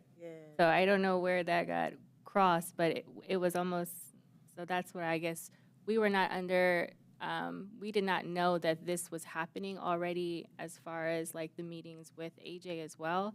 And so I think part of the assignment, as I was told, was that, how can we assist with providing additional information and any support so that this information can be shared with.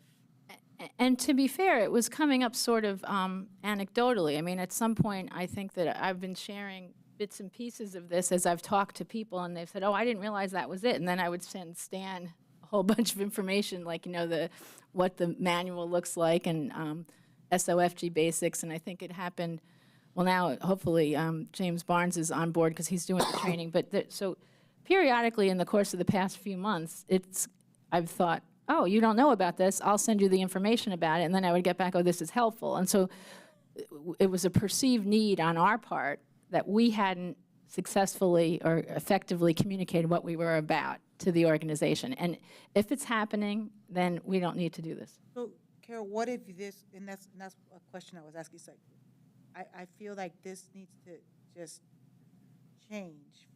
So what you said here is the board uses the process to include students, parents, staff, community members. That's our role, right? Outside board governance, outside, how do we partner with them? I think where it derailed was in the next couple of slides when it's intentional to the staff.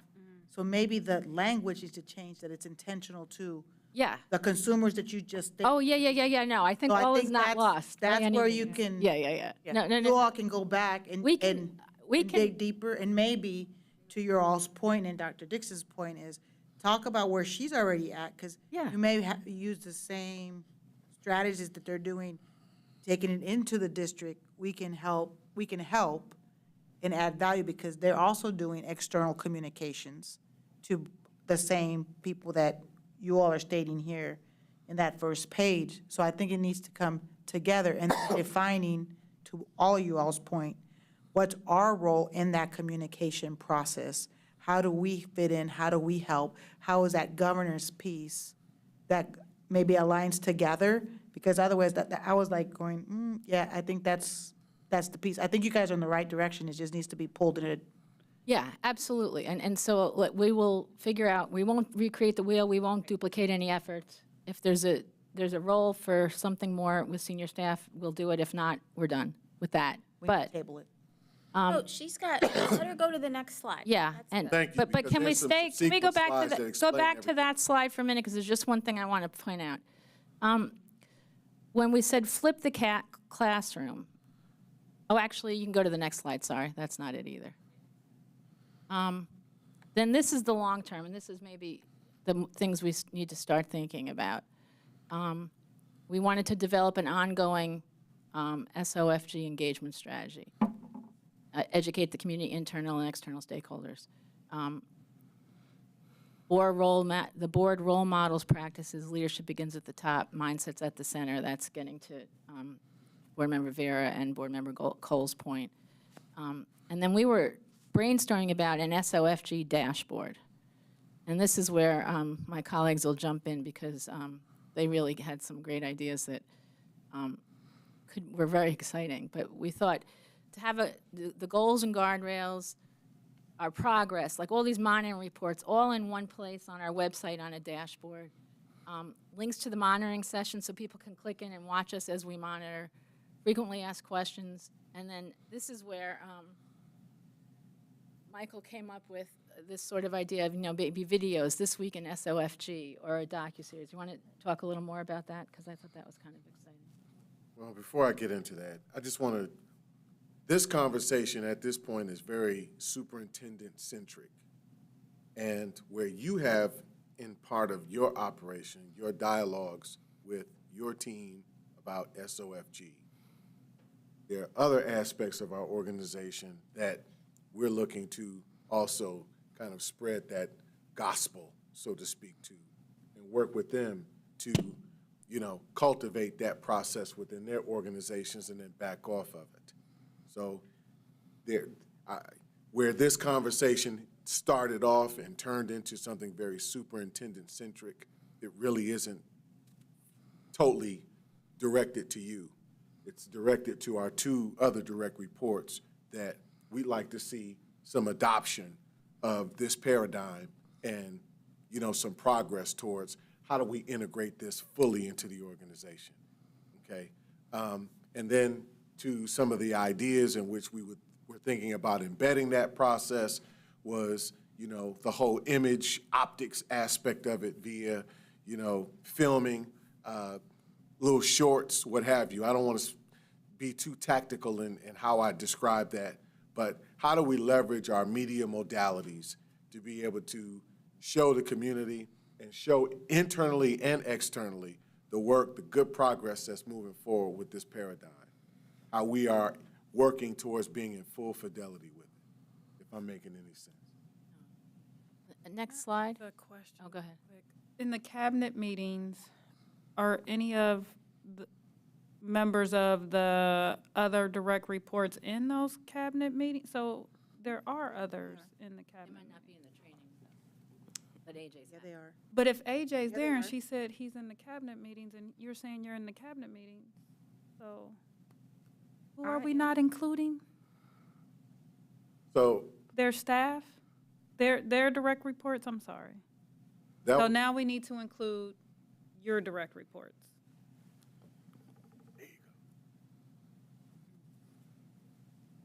Dan? Confused. I'm so Yeah. confused. You can chime in. I would, not to diminish anything, but I'm a direct report of the board. Yes. Yeah. For me, this is pretty straightforward. If you all agree with what Carol sent me, it was all this information about SOFG. Yeah, I appreciate your willingness to help. Respectfully, I'll take it from here, because I'm your direct report. I'll learn about SOFG. I will come back to you and tell you how that's being implemented. Is when you did my evaluation, you saw that I organized it. We have several goals, we have competencies. Now we have to overlay that one over the other or combine the two. How does that fit with SOFG? I'll figure that out. If I need clarity, I'll come back to you and ask for clarity. Hey, I think it fits together like this. And you can say, yeah, you're on the right track. No, you're not on the right track. So we'll pour through that. I'll pour through that information, and I'll meet with my staff. But no, my direct reports are not at Cabinet. I represent my office at Cabinet. So they don't, what they get from Cabinet are when I report back to them. So just so you know from a practical standpoint how that works. Is that okay, Carol? Is that okay? Totally. Okay. that was the process in mind to begin with. So I just wanted to understand, because you said it was very superintendent focused, and I know in cabinet, the superintendent isn't the only one that's there. Our other direct reports are in fact there. So the fact that they are included, they're in the cabinet meeting with AJ, I would like to think it's collaboration and it's partnership. That's a requirement. Not superintendent focused. So that's why I was clarifying. All right, yeah, I think we're good. Board Member Brown has a question. Yeah, I just wanted to comment. Nearly all of the discussion on this item, I'm not sure that I understand. But the first thing that I do understand is what Stan had to say, and I agree with him. And the same should be done with each of our direct reports. Leave it in their hands. Nothing more. Thanks.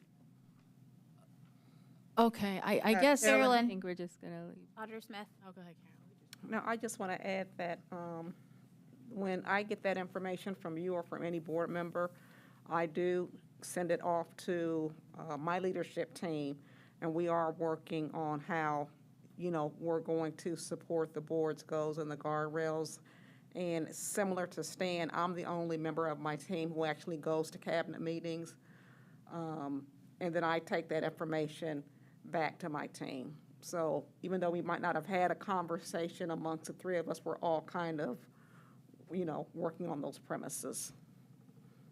President Adair, can we table this so we can go, so we can give them an opportunity to go back and regroup and kind of work through this and bring it back? And I would just like to know also, because I think how it was presented Yeah. to me, it was something completely different than what I'm hearing like right now Yeah. as to what this is. So I agree, we probably should look at tabling it so we really understand what was the context of what this was, how this was supposed to benefit. All right, can I just go through the slides just to put all these thoughts in your head, and then we'll table it really quickly? Or maybe, all right, I would rather you just all table- go through the Yeah. slides. Yeah. Sure. Because I think going through the sizes is only going to give us more questions. Okay. Okay, so we have a motion to table. Second.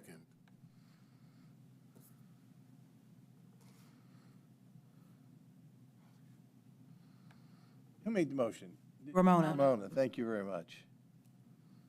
Oh, right, sorry, we don't need that. I was going This to say, I is didn't a know. discussion. It was just a We can just end the discussion. Thank you, Misty, over there. Thank you. Thank you. Threw me for a loop there for a moment. Yeah. Got me all You're like, excited. what Got me all happened excited. there? You woke me up and got me all excited about something. I thought I missed it. We don't need that. Okay, we Okay. can just stop this discussion and continue it later. I mean, there are, and maybe for the team that's working on it, yeah, but I think that back, like what Christina's point, there is something we are actually supposed to be doing in Yes. this model that touches SOGF, and maybe we just need AJ to help us clarify that. And I know we're supposed to like do some community training, and we're supposed to, I mean, there are things that we committed to doing. So we'll just come back and revisit. Board President Adair, can Sir. I don't know if this helps at all. One of the things that we're doing in my department, we have adopted a process improvement. It's Six Sigma, or Lean Six Sigma, as the case may be. And one of the critical roles is that of what they call a champion. And so in many of the processes, I am the champion. We have some joint processes where I and Dr. Dixon and Dr. James are the champions. And when you start that process, our role as champion is to say, we're going to do this. That's it. So that everybody who reports to us knows that the three of us have said this is an important project, and we shall, I'll use that word shall in the legal sense for all of you attorneys, we shall as a team do this. So that's our role as champions. What I have heard, I think a little bit, is you're really the champions of SOFG. And so you speak out and you let the organization know through meetings like this. Maybe there are other activities, but you're letting everyone know this is our model. But it's up to the three of us or the four of us or wherever, it's up to us to then work through the process of figuring out how that gets implemented. So I don't know if that helps you all, but that's what's going on in my head. You are champions of SOFG. See, I'm still trying to remember the initials, SOFG.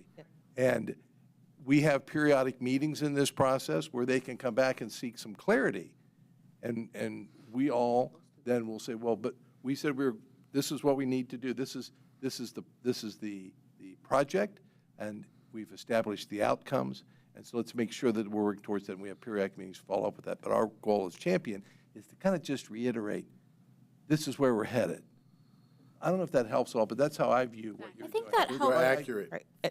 Go ahead. The internal, I think it helps for the all the internal discussion, right? But then when you saw the community and the other pieces, that I think we need to come back and kind of talk to Yeah. AJ Just about. thought that's, No, but I think that that's my was good view. reflection. And I think also too, and when we come back, I mean, we talk about alignment, just remember, we're rolling out a district's 5-year strategic plan.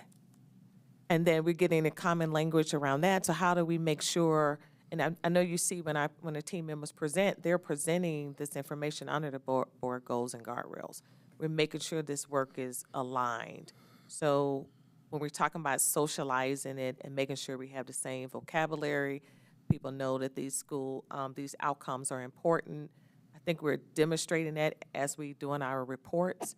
And then we can kind of talk about too what that looks like for my team, Stan's team, and Carolyn's team. All right, so we'll continue these discussions.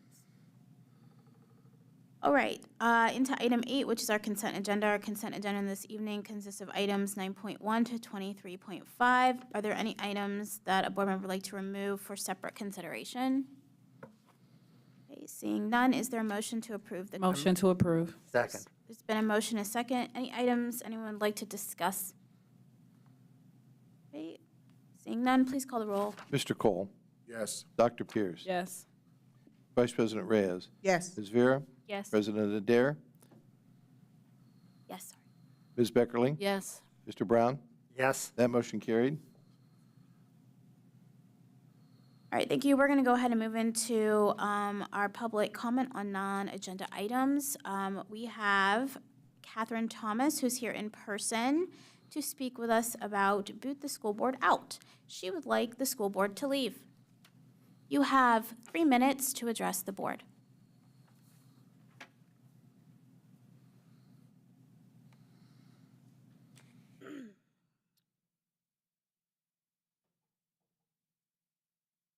I originally wrote my speech a couple weeks ago. However, looking at said speech, there was anger, a lot of anger. What does anger do except feed the negative agendas?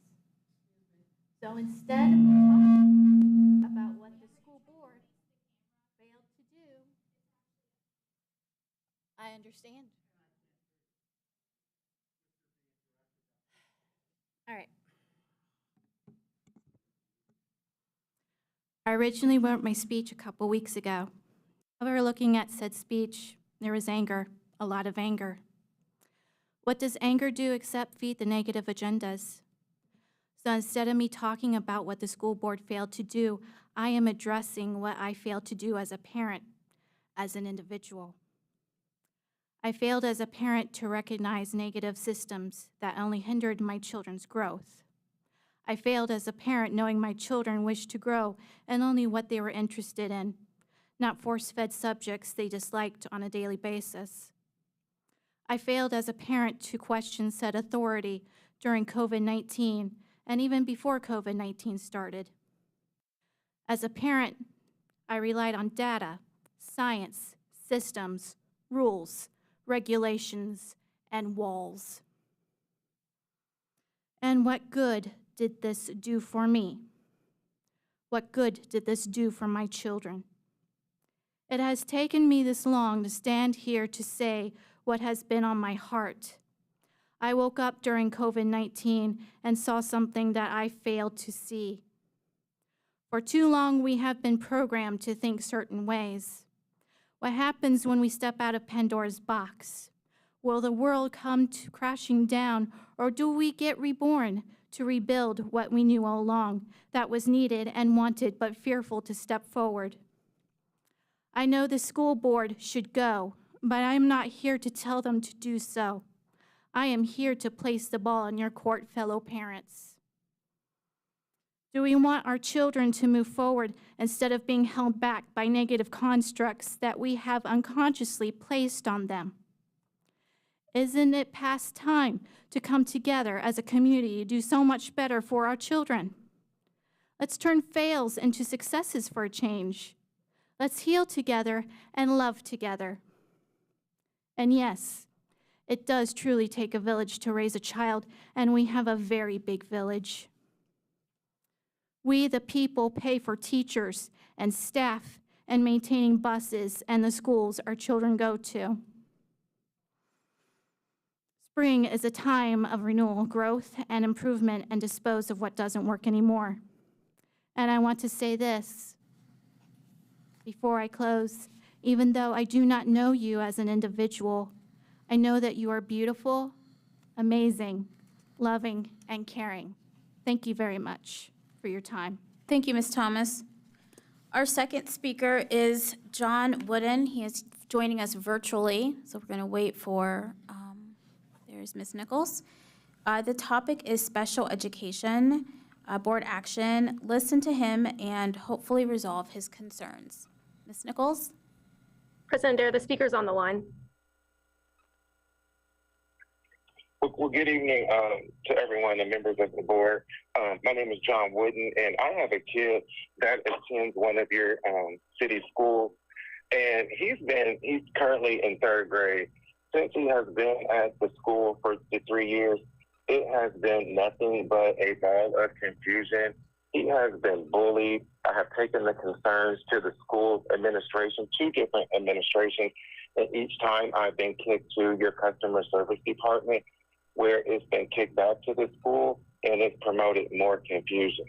I am greatly concerned that your special education department does not have a good handle on the students that they serve. The example would be, I do not feel like your team assessed an IEP appropriately. I do not feel like they understand IEPs.